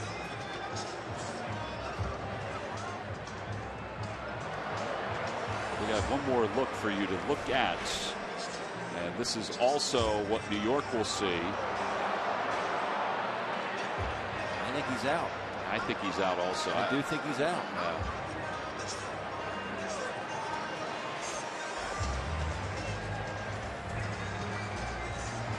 Yeah. I don't think that was pretty quick. I just don't think there's enough there was enough for them to overturn it, and I honestly think he was out. But a lesson to all the young pitchers out there. On the field is confirmed. Get over there. Got to get over. Call was confirmed. The Phillies still have their challenge left. Here is Kiki Hernandez, who will pinch hit. Number 14, Kiki Hernandez. All right, so Anderson's done after 5.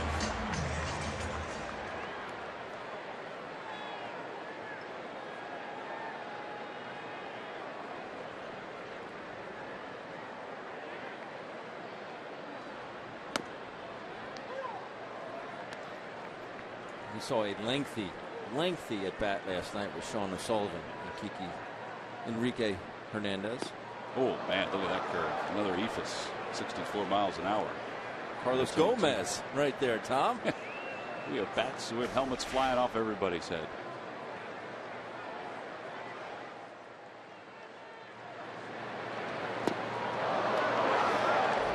That's a rip. Swing and a miss. He got him. That one was a little quicker. That curve ball. 2 outs. Not exactly a good at bat right there. So 2 away. Jock Peterson's coming up. Let's check in with Greg Murphy. Murph. All right, thanks, Tom. Well, we talked a little bit earlier about Severino Gonzalez is going to make the start on Thursday in replacing. Well, guess what? The Phillies have made a couple of more decisions. One of them is that Jesse Biddle is headed to AAA. There you see, he's being promoted. 7-2 at Reading with a 4.24 ERA, and also in that move as well, David Buchanan announced that he will pitch for the Phillies on Saturday. So he's coming up from AAA. He was 2-0 with a 2.53 ERA down there at AAA. He will pitch on Saturday, and Jesse Biddle will take his place in the Iron Pigs rotation. Yeah, that thought kind of opened up to us today because Buchanan was pitching tonight. We wanted to see how far he would go in his game with the Lehigh Valley, and he went just 3 innings. And then they pulled him after that. So it was kind of like a side session for preparation for Saturday's game. Well, good for Jesse Biddle. He has worked hard. That ball is just a bit inside. But it's 2-1. Hey, getting back to the tie goes to the runner. The reason I said that, you and I were talking about that earlier this year. And I went back and I found an interview with Tim McClellan. Remember Tim McClellan? Yes, Big Tim. And Tim said, when talking about that, as Peterson rips one out towards center field, Revere is there, makes the catch. Side is retired. Well, we'll get into it a little bit more in the top of the 6th inning. But in that interview, McClellan basically said that that is a myth about the tie going to the runner. But we'll talk more about it when we come back. 4-0 Phils as we go to the top of the 6th inning here at Dodger Stadium. Was a special man. He spent his entire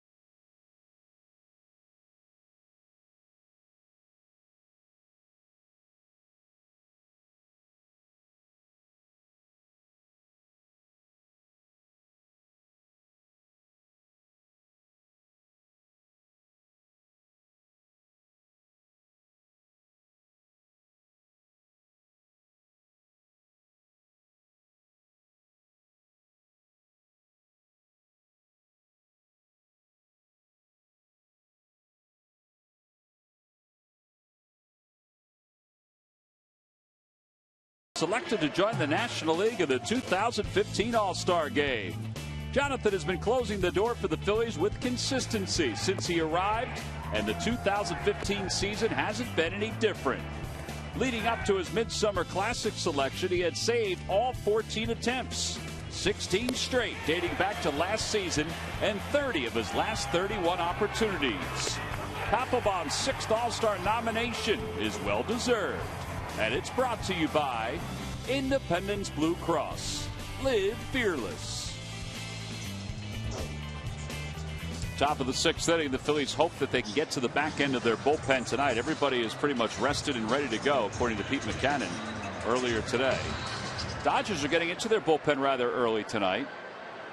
I guess the reason was because they wanted a little offense, I guess. I mean, Brett Anderson was only at 87 pitches. You're going to pinch hit for the pitcher in the 5th inning, losing 4-0. You know, maybe if they have a little rally going, 1st and 2nd, nobody out, 1 out, something along those lines, then yes. The only thing I could think of is maybe there's something wrong with him, but it was kind of surprising. So here's Juan Nicasio, and the first pitch to Dominic Brown is inside. It's 1-0. Dominic is 0 for 2 with an RBI, a couple of outfield assists in this game.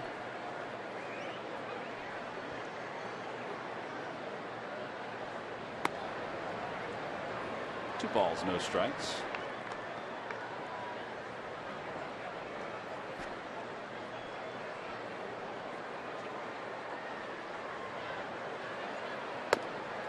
Inside, 3-0.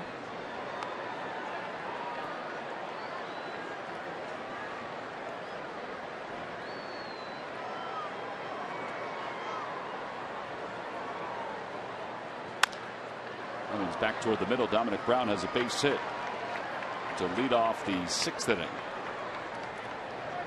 So he's aboard. Cameron Rupp's coming up. catcher, Cameron Rupp.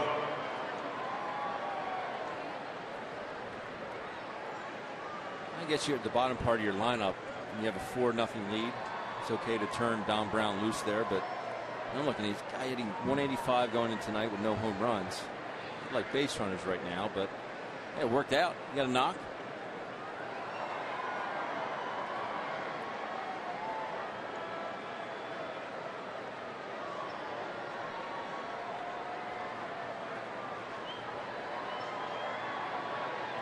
Runner goes, pitches inside, and it's going to be a stolen base for Dominic Brown. Second steal of the year for he got an excellent jump. He sure did. So he's now in scoring position. It's 1 ball and no strikes to Rupp. That was a great pitch to run on.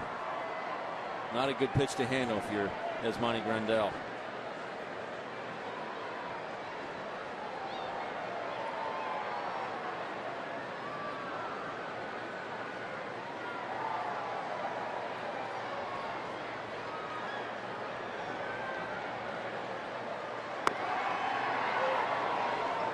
Pitches in there, and now out to the mound goes Grandal. Just to finish the topic of tie goes to the runner, the interview with Tim McClellan said that there is no rule that says the tie goes to the runner. The rule of thumb for an umpire is that, and if you want to research this, it's on MLB.com.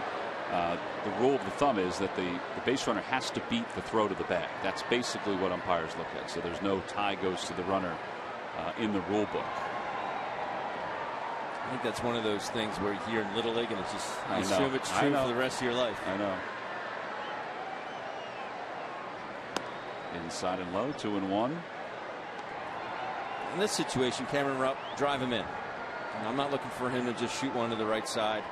You do have a 4-0 lead, but drive him in. You have a pitcher on deck. You know he's going to hit. See if you can get one here and drive it.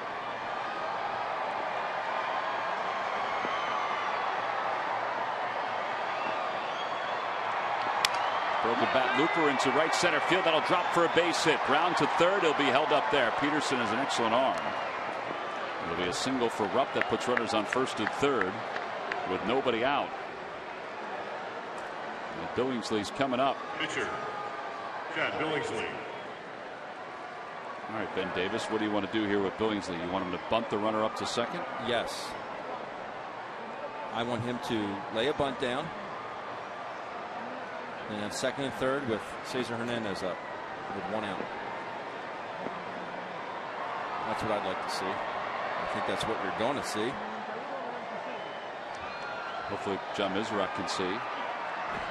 Rock was squinting there as he's talking to Dominic Brown. We know you have a pitcher that's kind of slow on the mound, so Cameron Rupp, not the fleetest of foot. Make sure you get out there and get a good secondary. Gonzalez is giving you some space out there.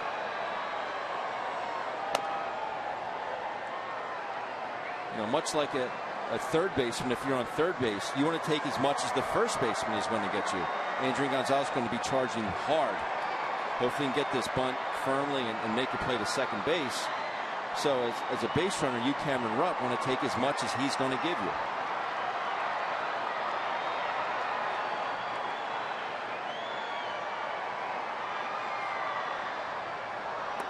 Outside, 1-1.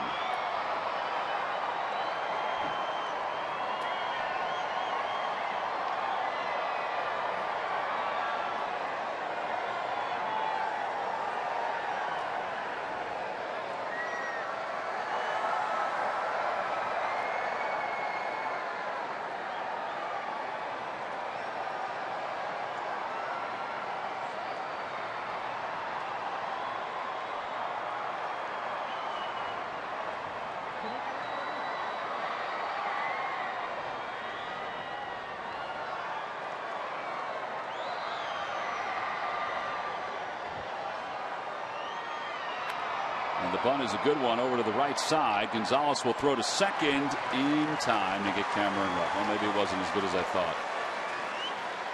And Rupp's retired. Billingsley thought that he was retired. He started running off the bag. So still runners on first and third with 1 man down.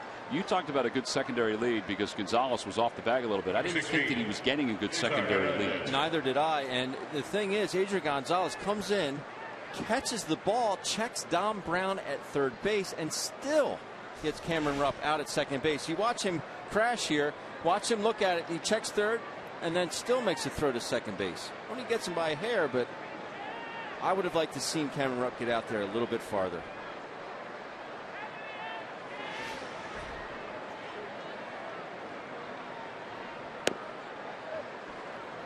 Now the Phils have to try to get this run home.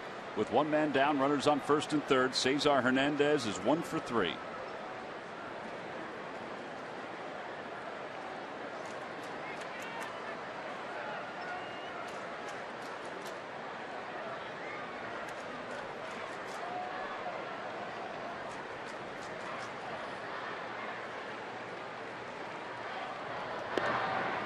Billingsley, of course, draws the throw over to first. Chad always a threat to steal. Yes, he is. Sneaky fast.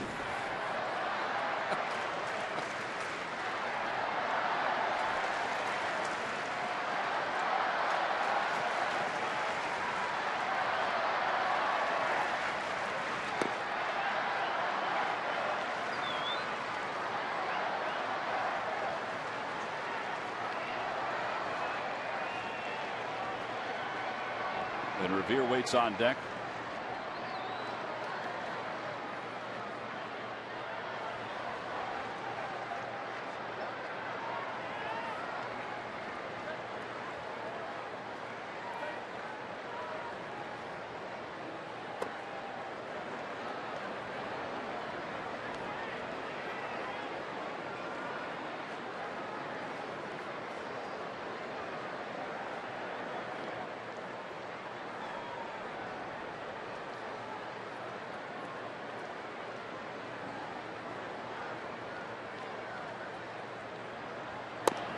Ball 4, so the bases are now loaded.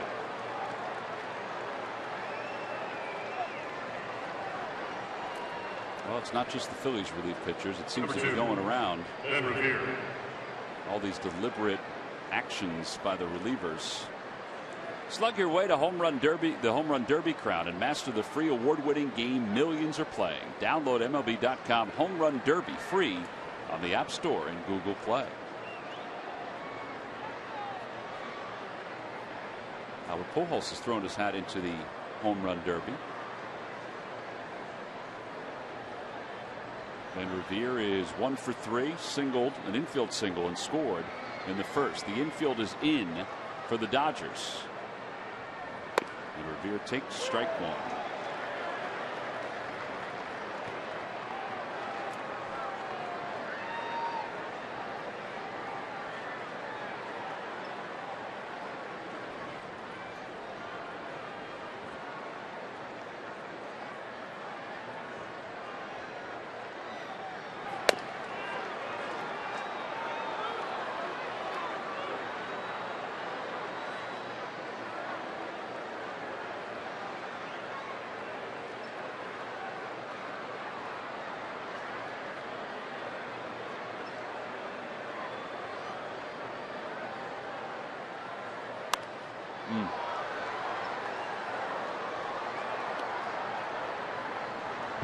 Very rarely will you see a reliever work from both the stretch and the windup.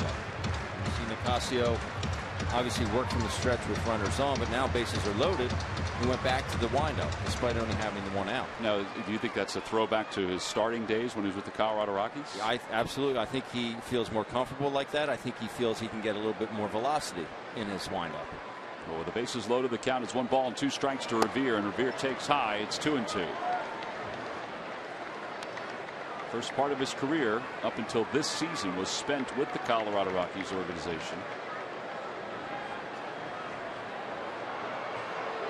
Phillies are trying to bust it open here in the top of the 6th inning. They lead it 4-0. And Revere lines it foul. Oh, what a catch.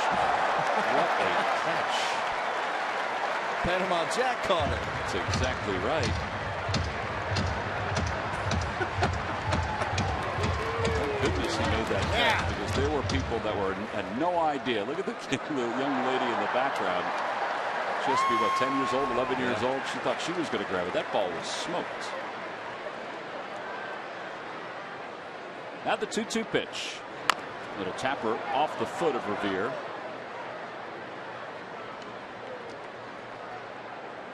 I think Ben Revere needs the All-Star break.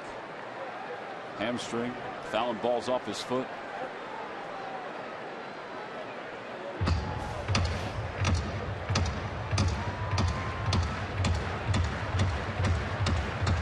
Off his kneecap.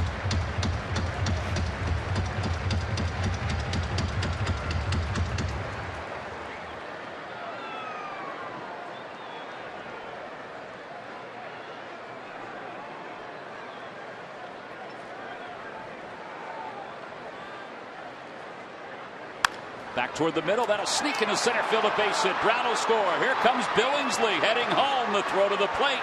Cut off by the pitcher. It's a 2-run single for Ben Revere. It's 6-0. Phillies on top. I was wondering if that sounded awkward. It is. When the pitcher cuts it off, he should be backing up home plate. Got the cutoff, went right back to the mound. Great at bat though by Ben Revere. Not trying to do a whole lot. Again, Ben Revere gets his hits. They're not the prettiest, but a hit is a hit is a hit. And that one scores 2. His average of 293. 23 runs batted in. Now Maikel Franco, it's still 1 man down. 6-0 Phillies. Breaking ball, and it's 0-1. First breaking ball we've seen in quite a while. I think Ben just got in that zone where, you know what, I know you're coming with it. I'm going to gear up for it. But it was a good at bat. Great at bat by Ben Revere.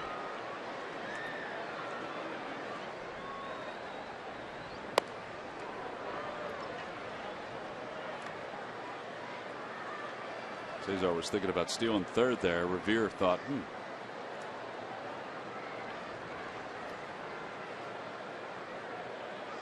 When you look out there though and see that infield drawn in, there's just so much green out there to work with.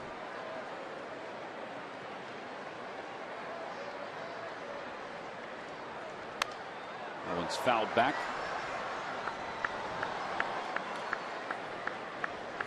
Franco has walked tonight. He's also singled. He singled in his last at bat.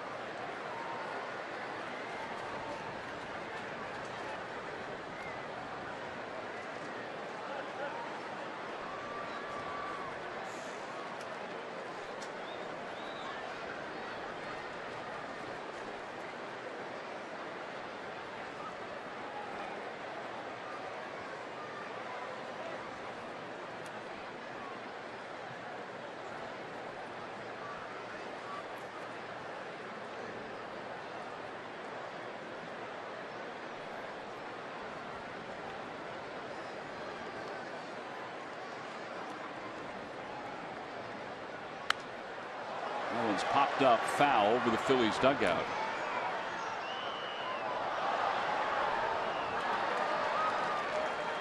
One ball, 2 strikes to Maikel Franco. 2 runs are in. Phillies scored 1 in the first, 3 in the third, now 2 here in the 6th inning. Taking a 6-0 lead over the Dodgers. I'm still wondering why Anderson came out of the game. Yeah. It's not like he's, restricted it in any way. You can hit a 4-run homer with nobody on? That's impossible, isn't it, Tom? Last time I checked, it was. Thought so. We'll throw it into the computer, though, and see. And Franco has struck out. He went after a high fastball, 2 away. 6th strikeout for Dodger pitching.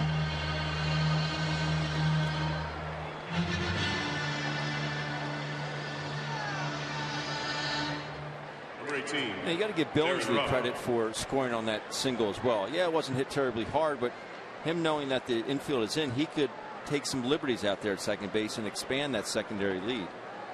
It's a nice job by him running the bases, which he's not accustomed to doing.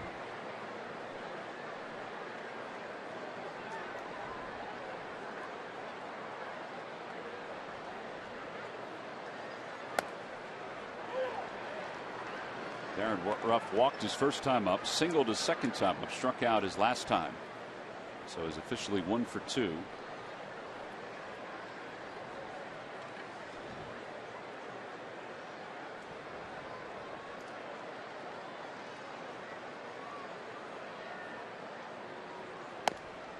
Same spot, no balls and 2 strikes.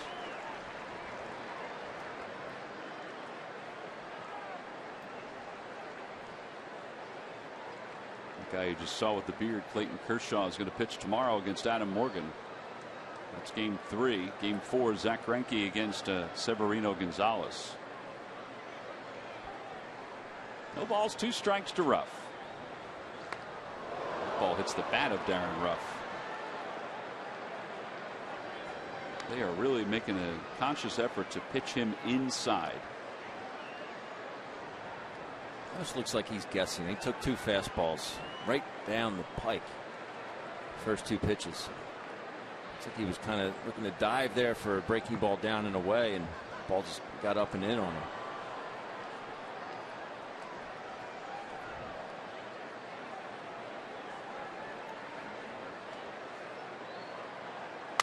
Pulls that over to third. Turner's up with it. Goes the short way to second.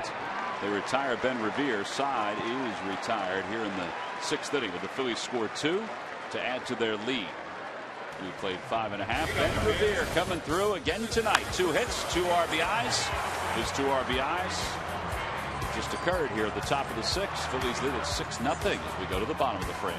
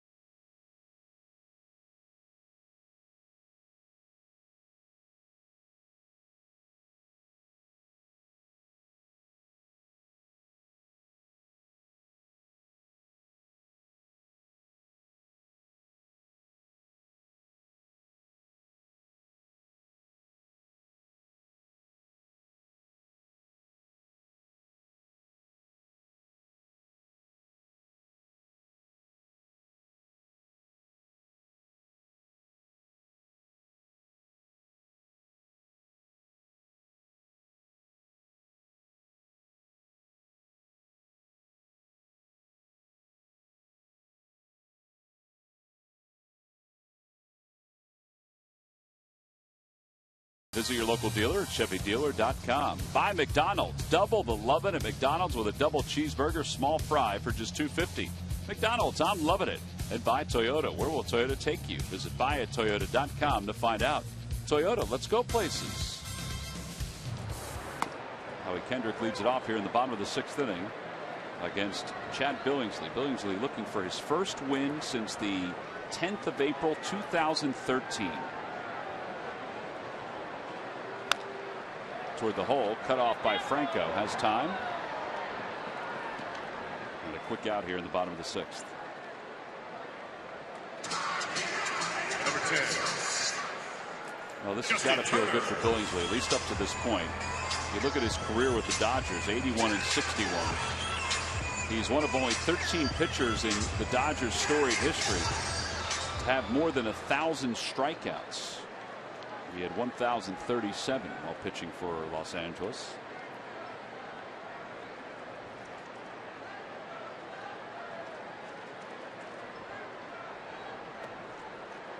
That pitch has worked for him tonight. Third one. Get me over Ephus curve.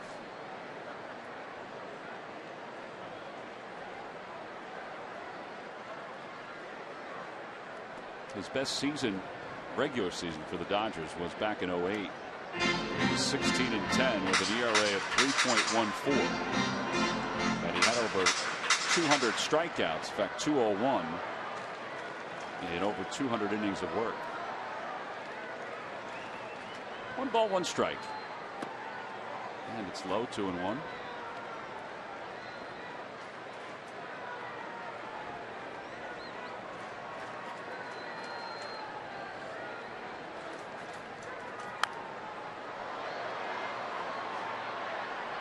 I know the breaking ball is still not where he would like it to be. He always makes no bones about it. That breaking ball is his out pitch, his strikeout pitch.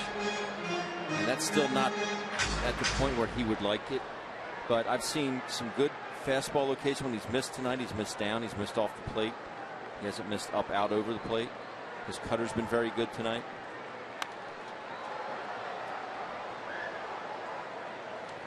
But I think if he could throw that breaking ball a little more effectively, he would have a little bit more success. I think the one thing we've noticed early on, I don't know if you can notice it tonight. I did one time, but I don't know if you can notice it, is that he slows his motion down when he throws that curveball.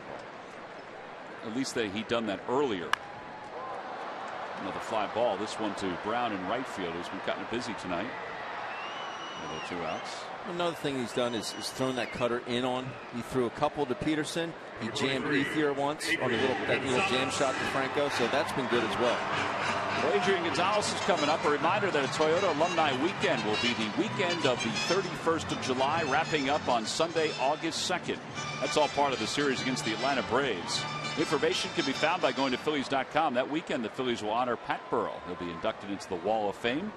Phillies Wall of Fame Fathead, free to all fans on the 2nd of August. Again, get your tickets. Find out information by going to Phillies.com.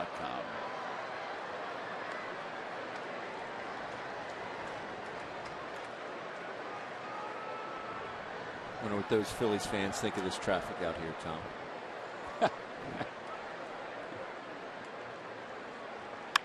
There's a line drive base hit into center field for Gonzalez. I think they think the same thing that everybody thinks. There's too much of it.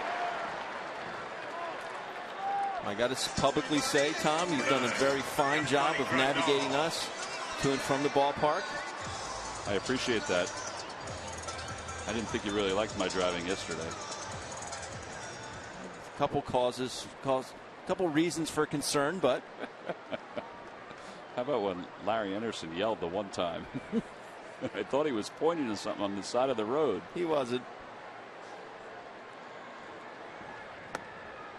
Grandal takes a strike. It's 0-1. Murph, overall good job by T-Mac. T-Mac always gets us where we need to go safely. He's an excellent driver. It's like Big Papa.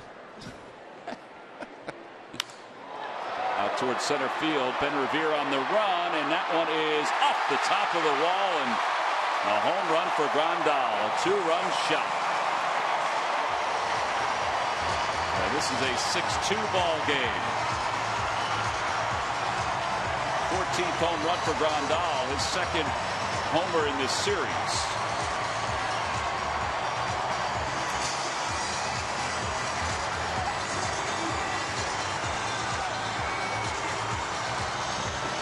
I didn't think it had enough.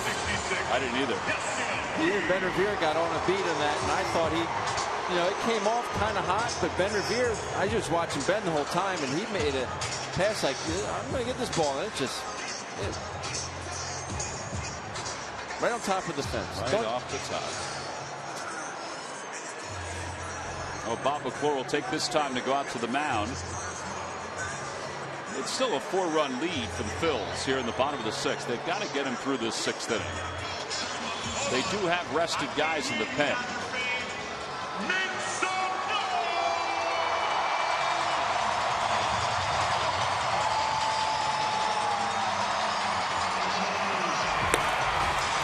Jake Diekman.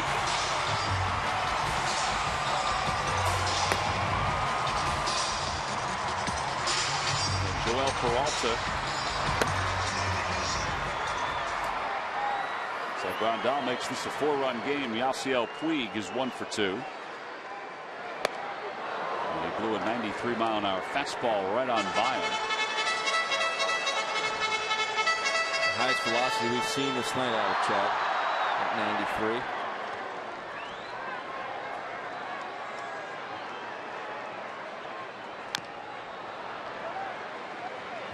Something quick and then throw something slow, and it's 0-2.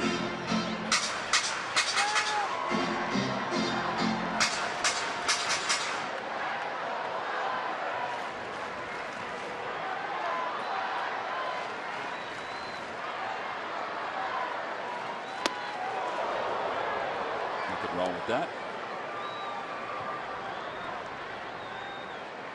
Phillies would like to get Billingsley through this 6th inning, but also they'd probably love to get him through 7 innings. 1 ball, 2 strikes.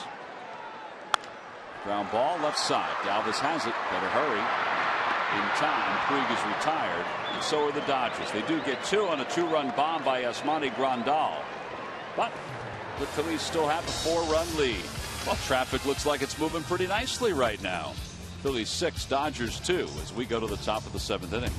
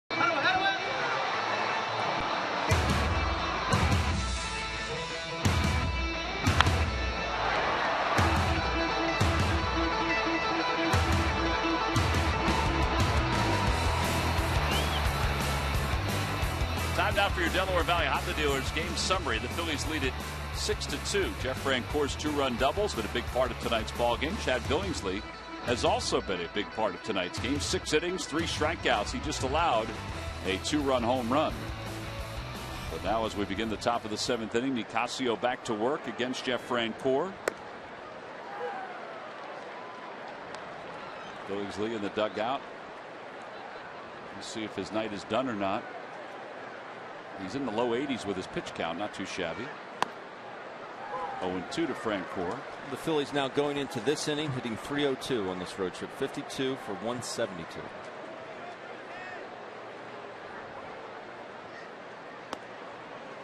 Now that compared to their overall average of 247, which is 12th in the league, and it was 14th, so that's rising too. While those numbers are rising, you see Garcia throwing. 1 ball, 2 strikes. And outside 2-2. Every Phillies starting position player with at least 1 hit tonight for the 2nd straight night.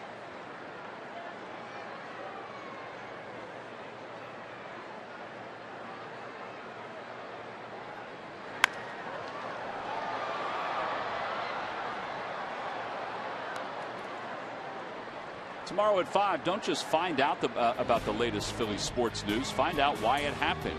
Join guest host Ron Burke and Phillies top sports writers for Phillies Sports Talk. Tuesday night at 5, only on Comcast Sports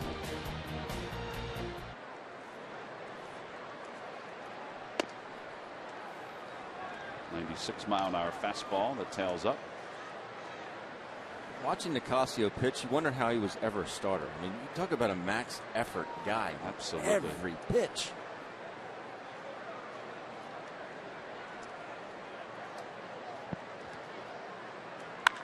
In the air to left center field. That one's well hit. Peterson going back. It is gone. A home run for Jeff Francoeur. A solo shot makes it 7-2. Do it, Jeff. Yeah. And he's having himself a nice season. As an extra outfielder, he's provided a spark every time he's in there. 13, Freddie Galvis. And he makes a winner out of Tom Girolamo of Deptford, New Jersey, in our McDonald's home run jackpot. He's just won $100. Heater after heater. He got 1 slider the entire bat. One thing Jeff Francoeur has done his entire career is hit a fastball. Ball's well out of here. How loud was that, Tom? It was loud. Sounded like it was a home run right off the bat. Freddie Galvis now the hitter. Another night where the Phillies have reached double digits in hits. Before the game, Scott, and I were talking to Jeff. So we're heading up to the booth. He said, "Go ahead, take his bat." I said, "I'm not touching that, man. It's a gross bat." Fly ball to center field. Peterson makes the catch as the home run ball comes flying back onto the playing field. Second base umpire Jim Reynolds will pick it up. Jeff uses the model 069 Louisville. Yeah, you didn't like that. And it is not a good feeling bat, but everyone's excited. That's what baseball's all about, having some fun. Well, when you have a 7-2 lead, it does make it a lot more fun. Even though you've only won 28 games. Is that Larry Bowa smiling? He smiled the other day. Look at Bo.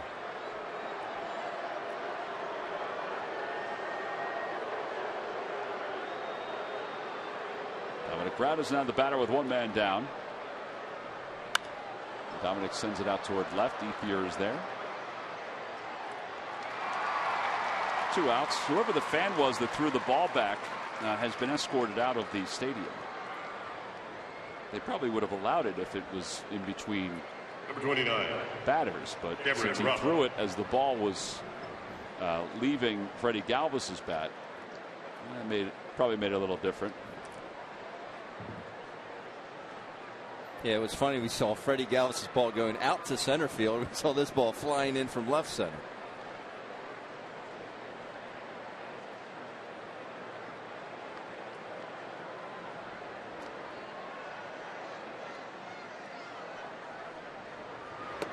Swing and a miss, and it's 0-1 to Rupp.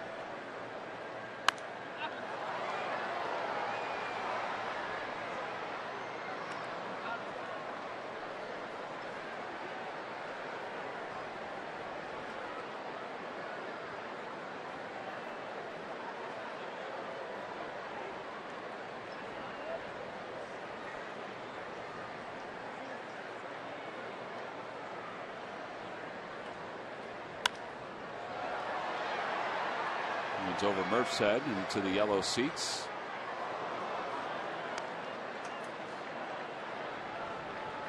And it remains 1 ball and 2 strikes to Cameron Rupp.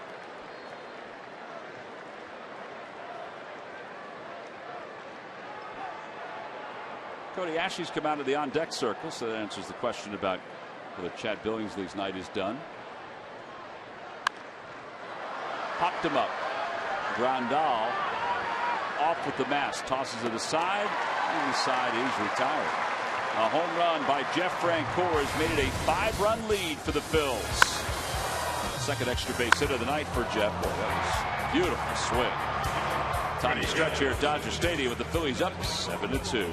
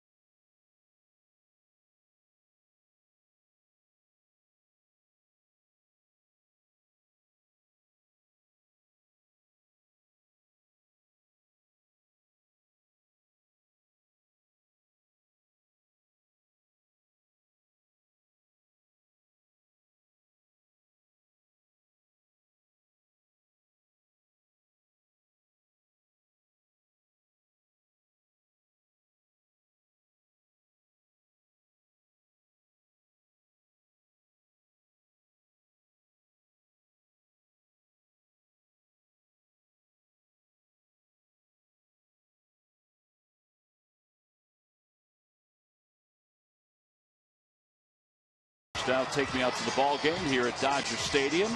Luis Garcia just finished up his warm-up tosses for the Phils. Every time the Phillies pitchers retire the opposition 1-2-3, Comcast will make a contribution to Phillies charities. Phillies baseball is brought to you by Xfinity, the official entertainment provider of the Philadelphia Phillies. Garcia, 39th game. On in relief for Chad Billingsley. Billingsley goes 6 innings.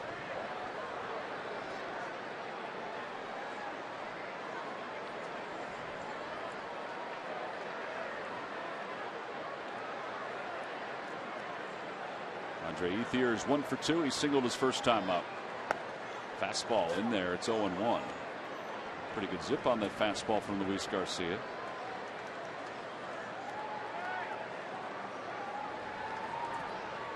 Bullpen ERA during the month of July for the Phillies, 2.11. Over toward first, a foul ball.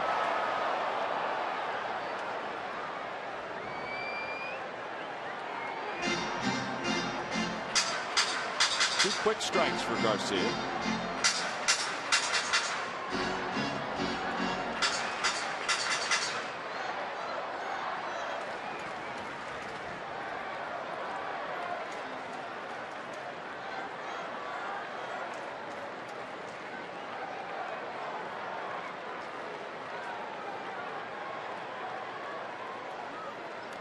Check swing. Did he go? Yes, he did, said the third base umpire, Manny Gonzalez.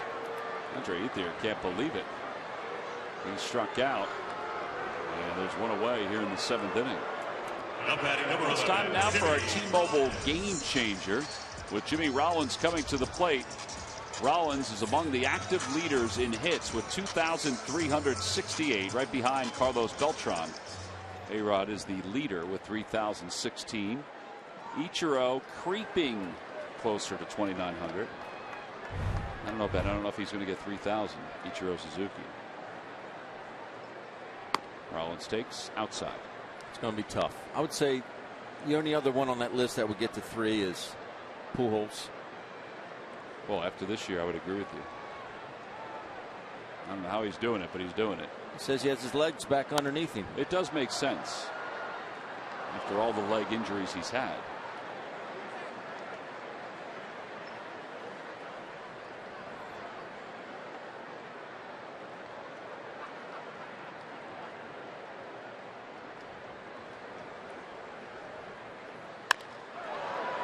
Cesar Hernandez a step to his right, 2 outs. And Rollins is 0 for 3.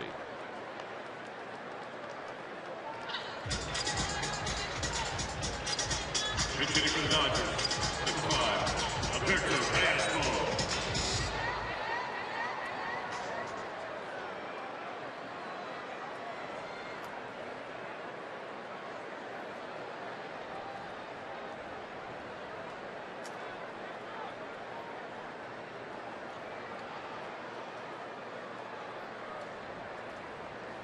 Caspo pinch hitting, and he takes a strike.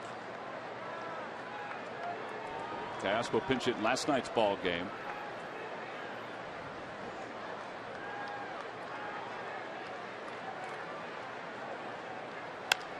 Again for Cesar. This time he backhands and comfortably comes up with it. An easy inning for Luis Garcia.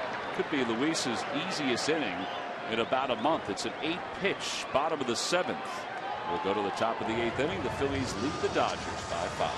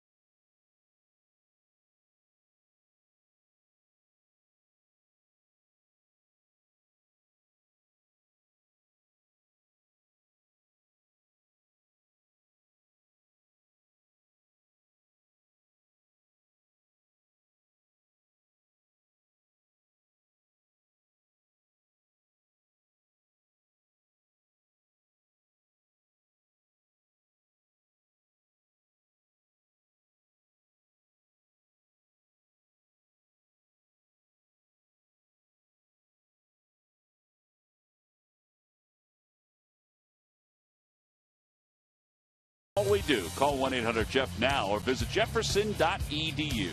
And buy Nissan. Choose Nissan today for great offers on our most exciting lineup ever. Shop Nissan.com. Phillies are on top 7-2. 7 runs on 10 hits. Phillies have committed 1 error. Time now for a Hyundai defensive plays of the game. None other than Don Brown with a rifle to first base to double up. Turner there at first base. This is just a good play. Heads up play. It's a good, strong, accurate arm to first base. Good throw there. And then Yasmani Grandal, I don't know what he was doing on this base hit by Andre Ethier, but Dominic Brown comes up with a howitzer to third base. And they are your Hyundai defensive plays of the game, brought to you by your local Hyundai dealers. First time that a Phillies outfielders had 2 assists in a game since John Mayberry back in August of 2013. First time the Phillies right fielders had 2 assists in a game since 1954. Oh, Ian Thomas out of Virginia Commonwealth University is the new pitcher for the Dodgers. They acquired him from the Braves. His numbers weren't great in AAA, but he earns the promotion. Cody Ashley will pinch hit, and Ashley pops it foul. It's 0-1.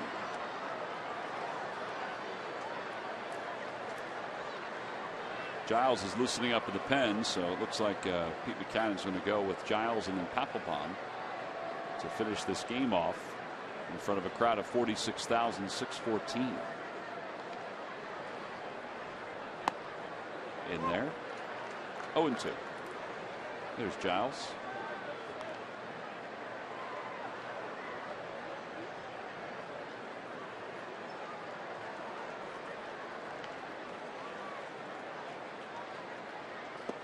And now she's down on 3 pitches. So 1 away. Top of the order, Cesar Hernandez is coming up. Time to check in with Murph with the Major League Notebook. Murph. All right, thanks, Tom. Presented by St. Joseph's University, and the New York Mets bullpen got a boost today with the return of Henry Mejia. Mejia, of course, was suspended at the beginning of the season for 80 games because he tested positive for steroids. He was their closer at the time, but Jeurys Familia has excelled in that role. 23 of 25 saves for him. So manager Terry Collins said that Mejia will come back in a setup kind of role for the remainder of the season. And the Giants, they also got a boost to their lineup. Hunter Pence returned to their lineup today and batting 4th. Of course, he's been out for the last month with that left wrist tendonitis, and he also missed a good part of the early part of the season with that broken forearm that he suffered during spring training. But he is back in the lineup tonight, and he's already paying dividends. Made a really nice catch out there in the outfield, and also has a single with 2 RBIs for the Giants today. So Hunter Pence, a welcome addition back to that Giants lineup that has been struggling of late. Yeah, Giants overall winless in the month of July, and they were 5 games behind the Dodgers coming into this ball game. They're coming into action today, so they would like to pick up a victory if the Phillies could hang on here. Cesar fights one off toward first. It was awfully close. Thomas, I don't want to call it a dead sprint over the first base bag, but Cesar was definitely moving. He was moving. I watched a little bit of that game on Sunday night with the Giants and the Nationals, and he did get them. And they interviewed Bruce Bochy in that game, and they said, well, Hunter Pence, you're looking for him to come back after the All-Star break. And Boch said, you know, he's really upped his baseball-related activities. He goes, I wouldn't be surprised to see him back in the next couple days. And, you know, I'm sure that, you know, with a lineup that has struggled over the years, despite the 3 World Championships they've won, offense has always been the question mark, and getting him back is going to be huge for that Giant lineup. Well, he has certainly been a big boost for San Francisco since the Phillies sent him there.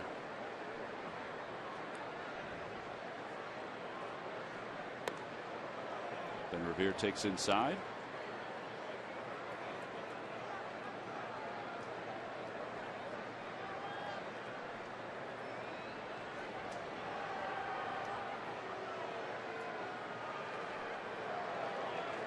See Thomas's pitch is that changeup. Got Ashy with it. Cody had a good pitch to hit, that first pitch heater, and then he went changeup.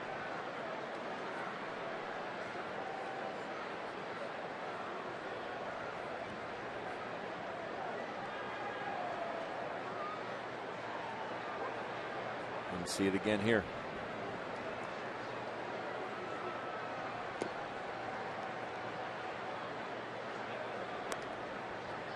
On the Toyota Major League scoreboard, the Red Sox have defeated the Marlins 4-3. Xander Bogaerts, who's getting a lot of votes for the final 5 in the American League, had a good day today. Ben bends his back.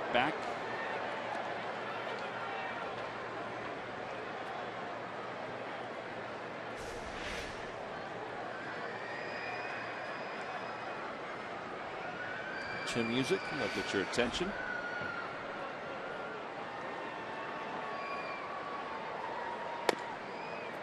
And ball 4. That's an awfully close pitch to take with 2 strikes. But Ben, who has more walks this year than last year, he's on base for the 3rd time. Third baseman number 7, Michael Franco. I'll give Ben Revere credit. He just keeps on ticking. Yes, he does.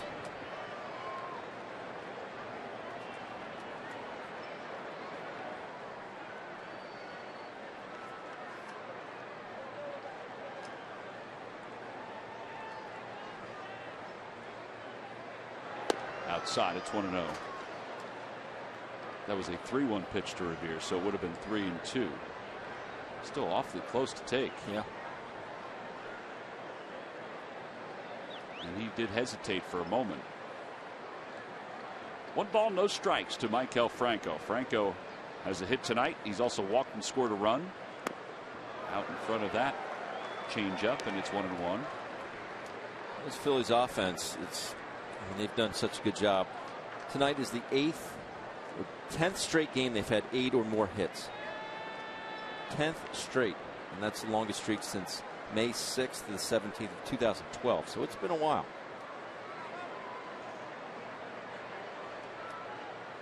Another changeup. It's 1-2. And let's face it, it's not. We're not sitting here saying that if you figure out the starting pitching, they're going to win, more games in the second half than they have here in the first half. Right.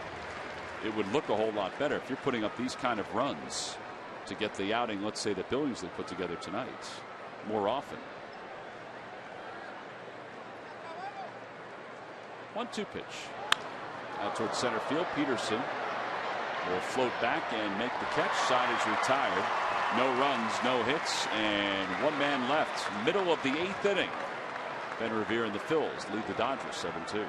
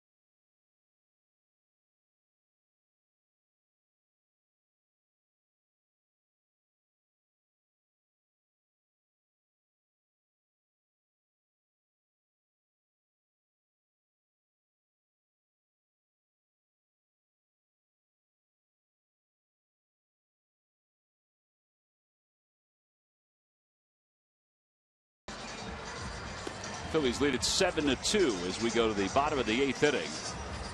Extraordinary moments happen every night in baseball, but on one night they all happen in one place.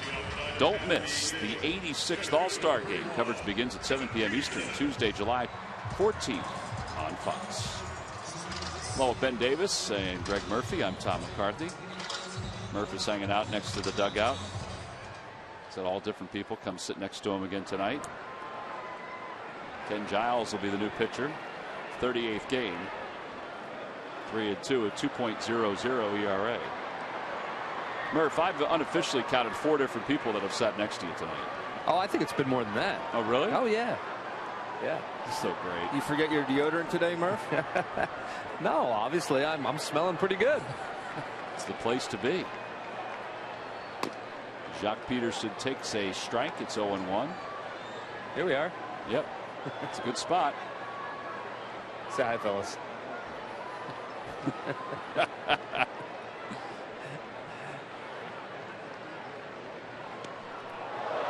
ball hit Peterson. I don't even think he saw that. Did not see that ball spinning whatsoever. Yeah, he was kind of striding like it was a fastball. Like a fastball down and in. The ball just kept breaking. Watch him just take this pitch right here. He doesn't even budge. Ow. Oh, yeah, that hit me. I just don't think he saw any rotation.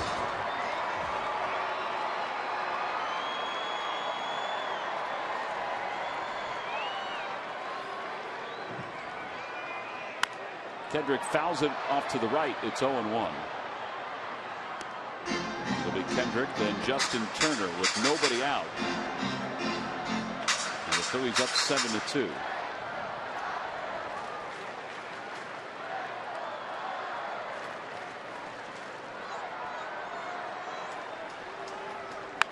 Ground ball foul. Back in the day, Davey Lopes would have scooped that baby up.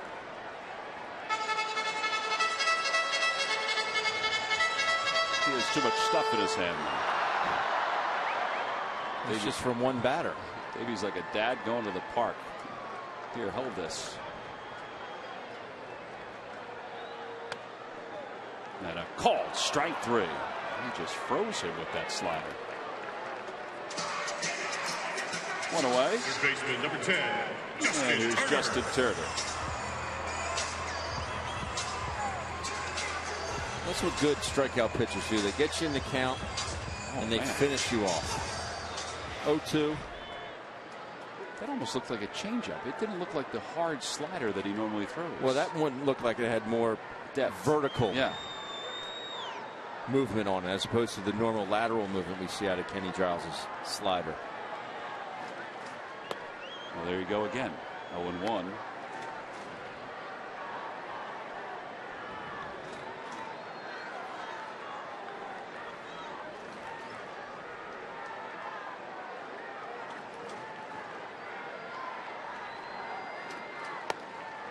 There's the cheese at 99 miles an hour. Without checking, I think that's the hardest ball he's thrown this year. Yes.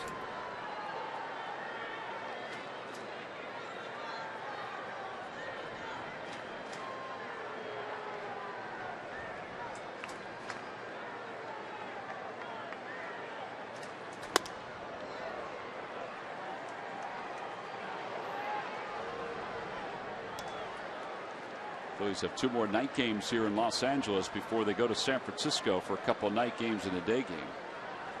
And then they return home for the All-Star break.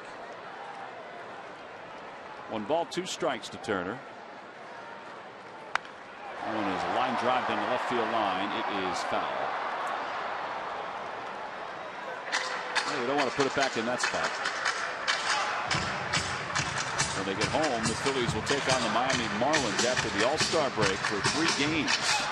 And on Sunday the 19th, it's the Pennsylvania Auto Theft Prevention Authority travel mug, free to fans 15 and older. Tickets can be purchased by going to Phillies.com for that series.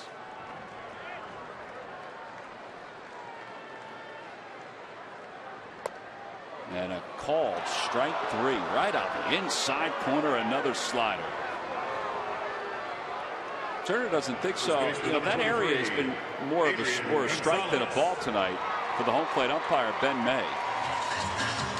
Tell you what, Ben May has done a very good job. And I know he's a rookie, but I think he's done a good job tonight. I think it's a strike. Definitely catches plate. So whether it was too high or not, but I mean, it was below the letters. I'm kind of digging his punch-out call too. I like it. Just stepping back. Very subtle. Boom. Beat it. Boom. Beat it. Adrian Gonzalez, the hitter. He's 1 for 3. Back toward the middle. Galvis is up with it and has plenty of time. And the side is retired. Pretty easy inning for Ken Giles. Works aside that hit by pitch against the first batter. We'll head to the 9th inning.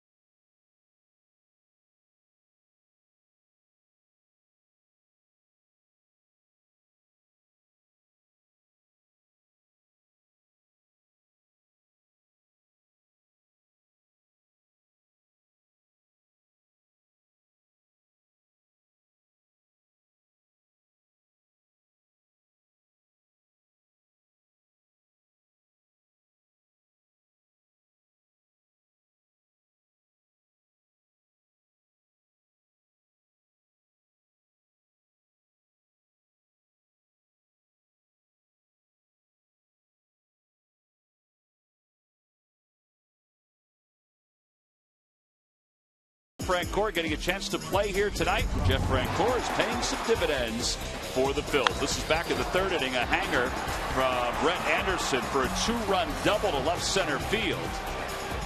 Francoeur wasn't done though. In the 7th inning, he got a hold of one from Nicasio, and he sent it into the bleachers in left center field. He got heater after heater after heater, and he got one that was just up enough where you could put a good swing on it, delivered out to left field stands, and they are your WB Mason deliveries of the game. So Francoeur will get a chance to bat again here in this ball game. Top of the 9th inning, Darren Ruff will lead it off against Ian Thomas. Thomas begins his 2nd inning of relief work, just called up for the minor leagues today. And he flips a curveball in there. It's 0-1.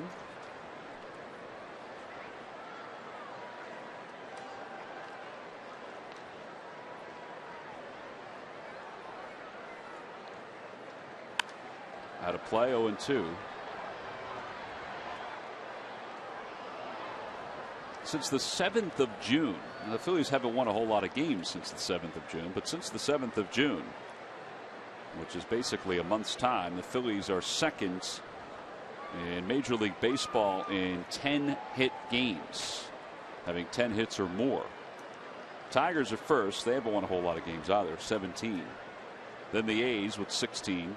Phillies are tied with the A's with 16. And the Blue Jays have 15.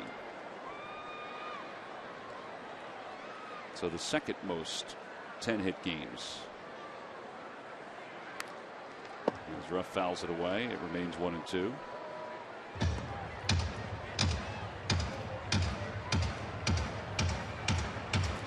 think the Phillies lineup right now should be at that point where I'm going to sit change up no matter what. If you jam me, you jam me.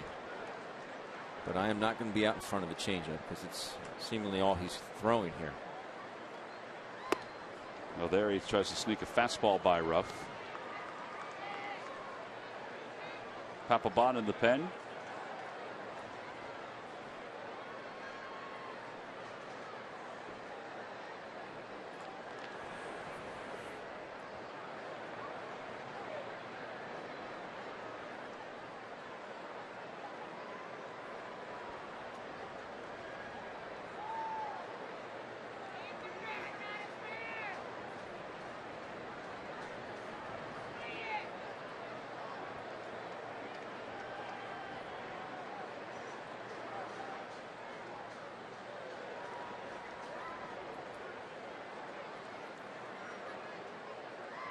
Back toward the middle, off the glove of Thomas. That's going to give Rollins a chance to throw out rough. 1-6-3 on the put out, and one away here in the top of the 9th inning. And here comes Francoeur. I think that ball would have had enough to get up the middle. I would agree with you on that. Especially with how quick this infield is and the hard dirt. Thomas does a good job of deflecting that ball to Jimmy.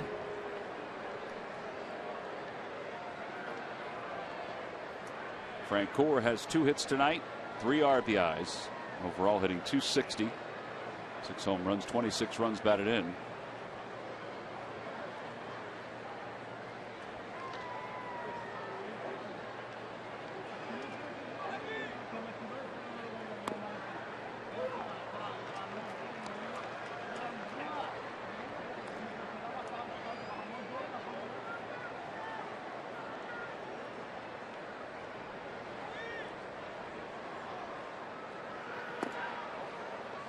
Grandal doing a little dancing behind the plate, trying to throw Francoeur off a little bit. He set up inside and then quickly dashed to the outside part of the plate.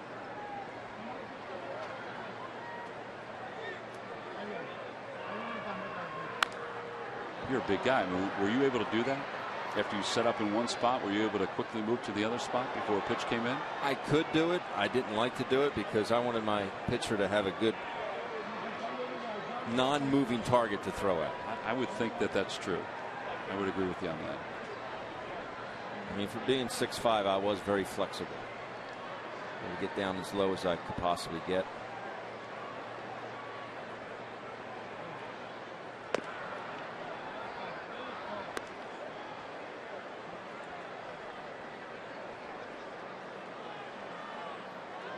Freddie Galvis in the on-deck circle. Taking some swings, warming up.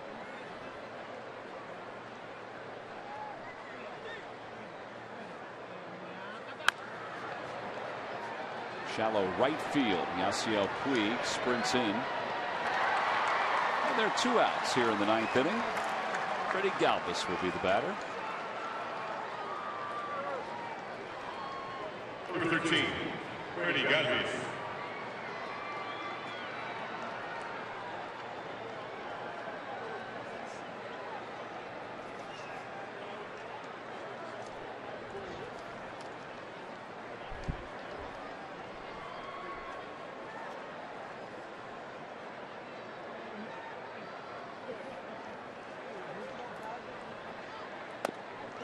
Galvis takes a strike at the inside corner. Galvis tonight is a base hit and an RBI. He's grounded out a couple times, flied out to center field. His average at .277. 0-1 pitch to him. Ooh, way out in front of that pitch. Grandal goes back toward the screen. He'll be out of room. Used to be a lot more real estate here for a catcher and for everybody else. They've shortened it with the new seats.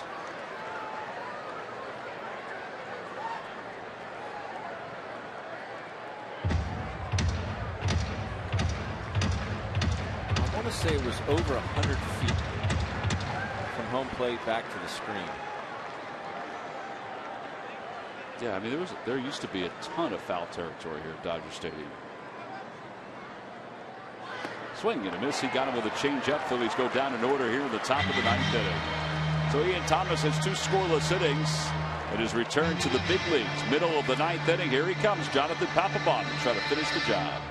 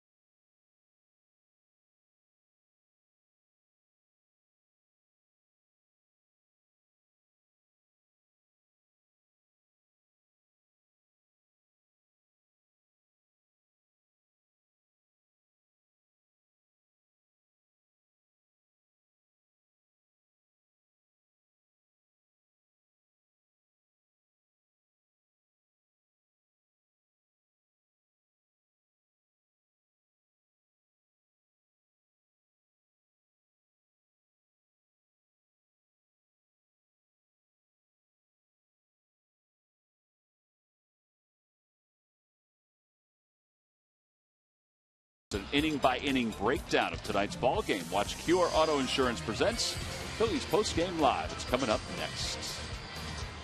Phillies lead at 7-2 as we move to the bottom of the 9th inning. Jonathan Papelbon on in what is not a safe situation, but looking for a little work. Pap was named to the All-Star game yesterday, his 6th All-Star game, 2nd as a member of the Phillies.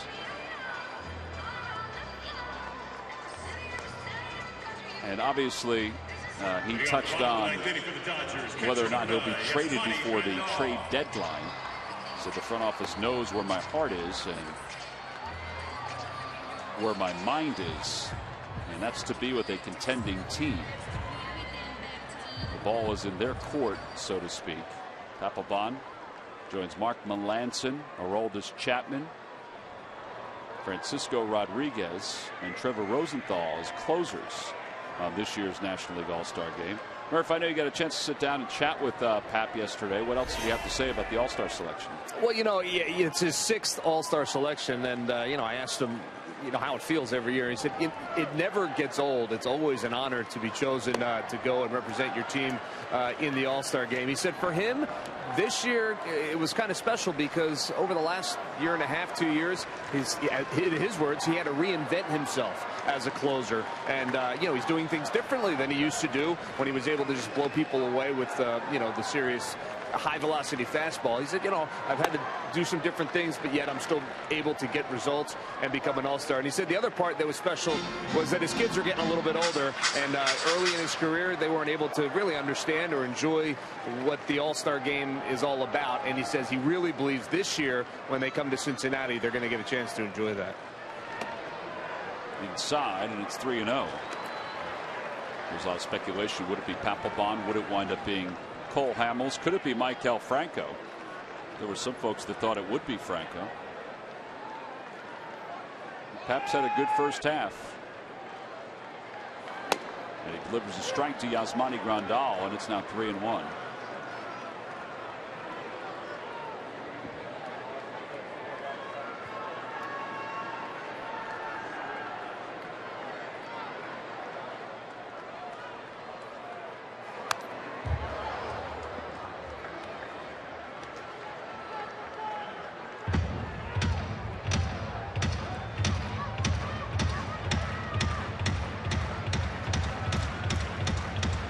Balls, 2 strikes.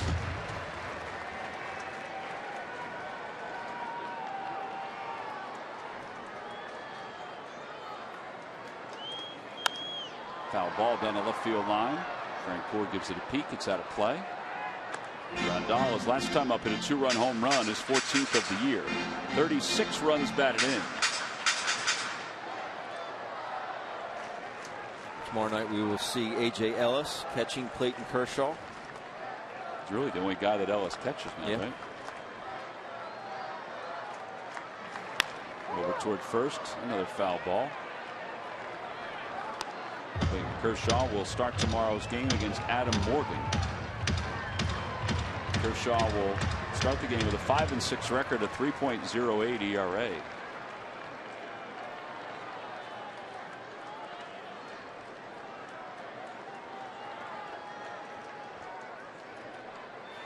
Got him. 1 out.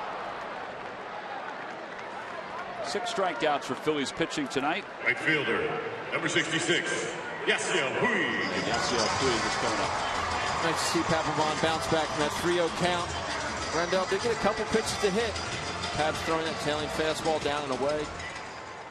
May have been a hair off the plate, but you cannot take it in a 7-2 ball game in the bottom of the 9th. Yeah, now Puig 1 for 3. Well, particularly because, as you mentioned, Ben May has had a good night tonight, but he is calling the outside parts of the plate. He's been consistent with it.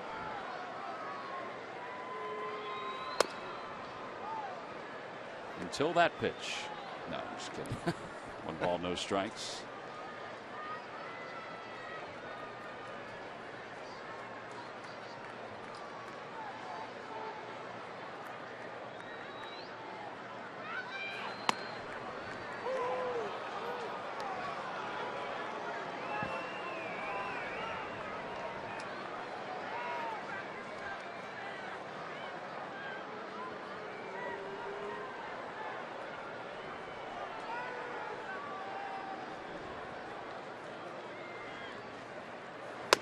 Swing and a miss. 92 on that fastball. The other part of tonight's ball game that's been effective for the Phils. Billingsley goes 6, 2 runs, 6 hits. But the relievers, Garcia, Giles, and now Papelbon, particularly Garcia and Giles, were not overtaxed with their outings tonight. Well, Cameron Rupp was about ready to throw that ball around the horn, wasn't he? 2 balls, 2 strikes. Surprised Puig didn't swing at it.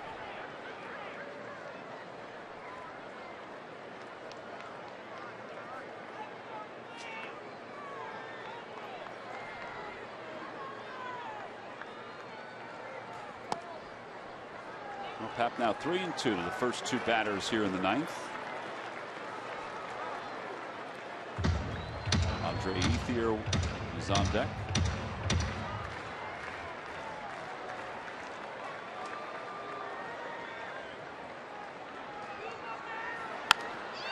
A 1-hopper out to Cesar Hernandez. And there are 2 outs. So the Phils 1 out away from evening up this series and getting a solid victory here tonight. Andre Ethier. Ethier is 1 for 3.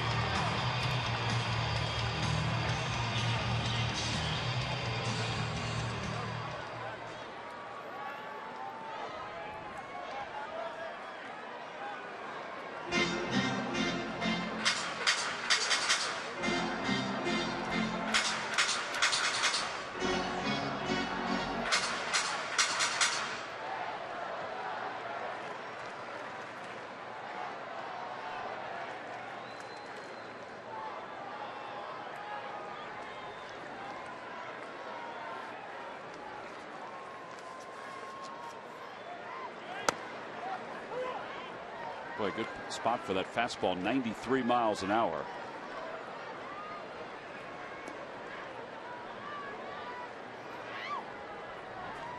Ethier didn't seem to think so. He's shaking his head in disagreement.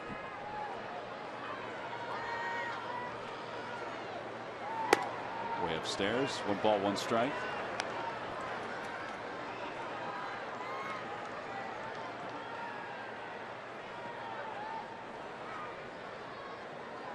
Last night's ball game, we were at this point at 9:53 local time. We were in the 5th inning. Ethier swings and misses. Now we're 1 strike away from finishing up this game. Why do you have to bring that up, Tom? I don't know. I just thought it was interesting. Aaron, our statistician, just brought that down.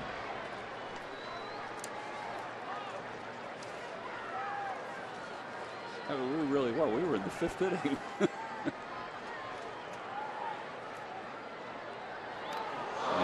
Hit by a pitch. I apologize. If you're not happy about that. Cameron Rupp walking up with the home plate umpire, Ben May. Shortstop, number 11, Jimmy Rollins. Jimmy Rollins is coming up to the plate.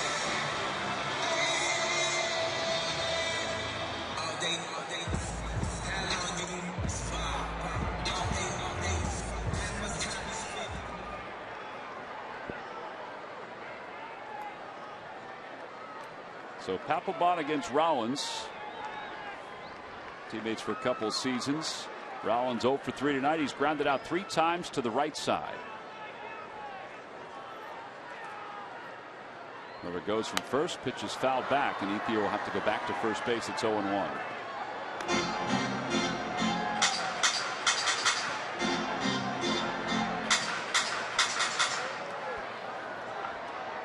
Young James's numbers against Papelbon, 1 for 3 in his career.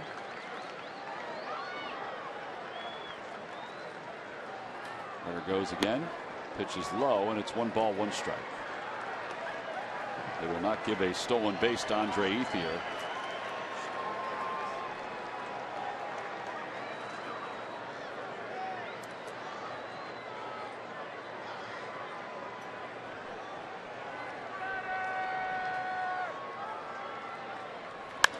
Out to center field. Ben Revere is under it. This should do it. Makes the catch, and the ball game is over. The Phillies bounce back from a tough loss on Monday night to win it here on Tuesday night, 7-2 over the Los Angeles Dodgers. And for Chad Billingsley, his first major league victory since April 10th, 2013.